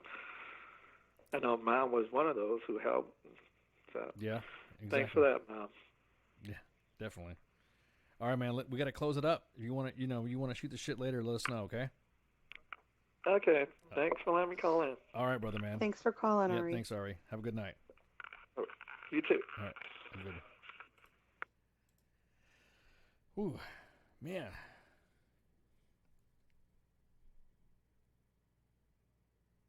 I don't know what to say to that other than the fact that, hey, Ari, just hang in there, brother. Like I said, we got your back. You've reached out for us. You reached out to us before. We got you, man. We got you. So, yes. I'm not even gonna. I'll do. I'm just saying right now we got a show every night except for Friday. Tonight you listen to Sergeant's Time. We had Joe Terry, Sergeant Major retired, from the Non-Commissioned Officers Association, talking about the organization and what different programs it has and what they're representing. Tomorrow is obviously a day off because we don't have a show for Friday. Saturday night, was it Tinfoil Savagery is what I called it? Yes, it's tinfoil savaging. Yeah, it's because I make up verbs. Tinfoil savaging. Yeah, there we go. Yeah. Savaging. So I'm gonna be on there. I'm gonna put my tinfoil hat on. Tacos, la me gusta. So I'll be on tinfoil times with the gang for all your Jade Helm, Area 51 conspiracy stuff. That's what it's all about. And then Sunday's Team Old with Al and Kaz, with kicking it with Kaz. Monday edition, myself and Flash. Tied up. I don't want to say it. Tuesdays with Al. Wednesday's the day off. And then we're bringing you back to Sergeant's Time. So, again, thank you all for joining us. And then we'll see you.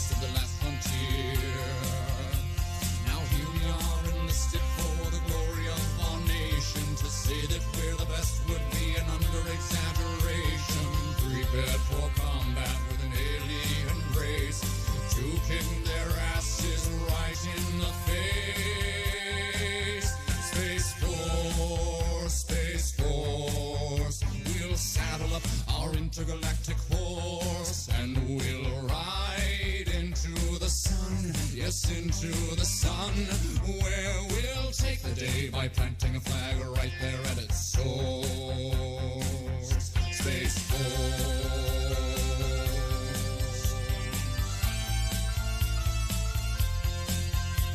They say that they've discovered life up there on Mars, so let's blow it all to hell and then claim it for ours. We'll paint the moon red, white, and blue for no other reason than we wanted to.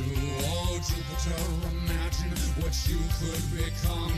A stupid, pointless planet turned into a giant gun. And Russia, so sorry, have to burst your bubble. Be a good sport now, sit back, relax, and watch us through the hubble as we celebrate the greatness of the United Planet of America. Space Force, Space Force, we'll saddle up our intergalactic horse and we'll ride into the sun, yes, into the sun, where we'll take the day by planting a flag right there at its source. Space Force.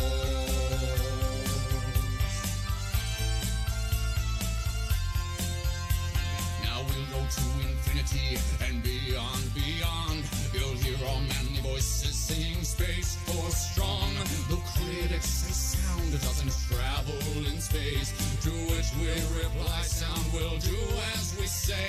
Oh, Captain Kirk, your achievements, though notable and fine, as far as we're concerned, this is Deep Space Mine. And big fans, but Lord Vader, step away from the lightsaber. There can only be one, of course. Space Force.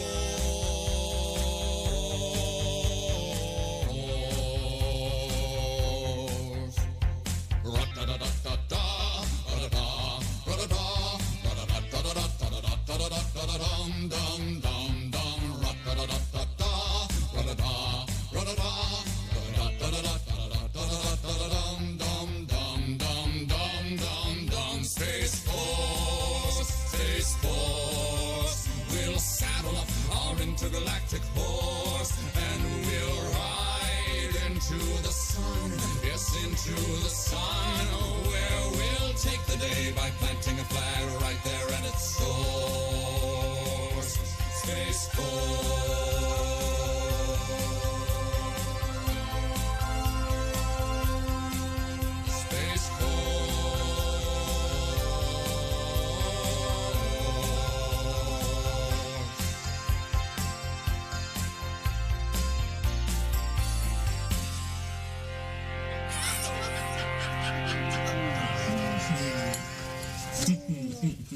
You're listening to the sounds of WTF Nation Radio. Good evening, boys and girls. This is Tim Kennedy. I'm a Special Forces sniper, a Ranger qualified Green Beret, a UFC fighter. Please listen to us and the shenanigans that we're going to say. We will insult you. There will be racial slurs. We will be sexist. We will offend you. But there will be magic and a unicorn will be raped. So enjoy the show. Thank you for listening on WTF Nation Radio.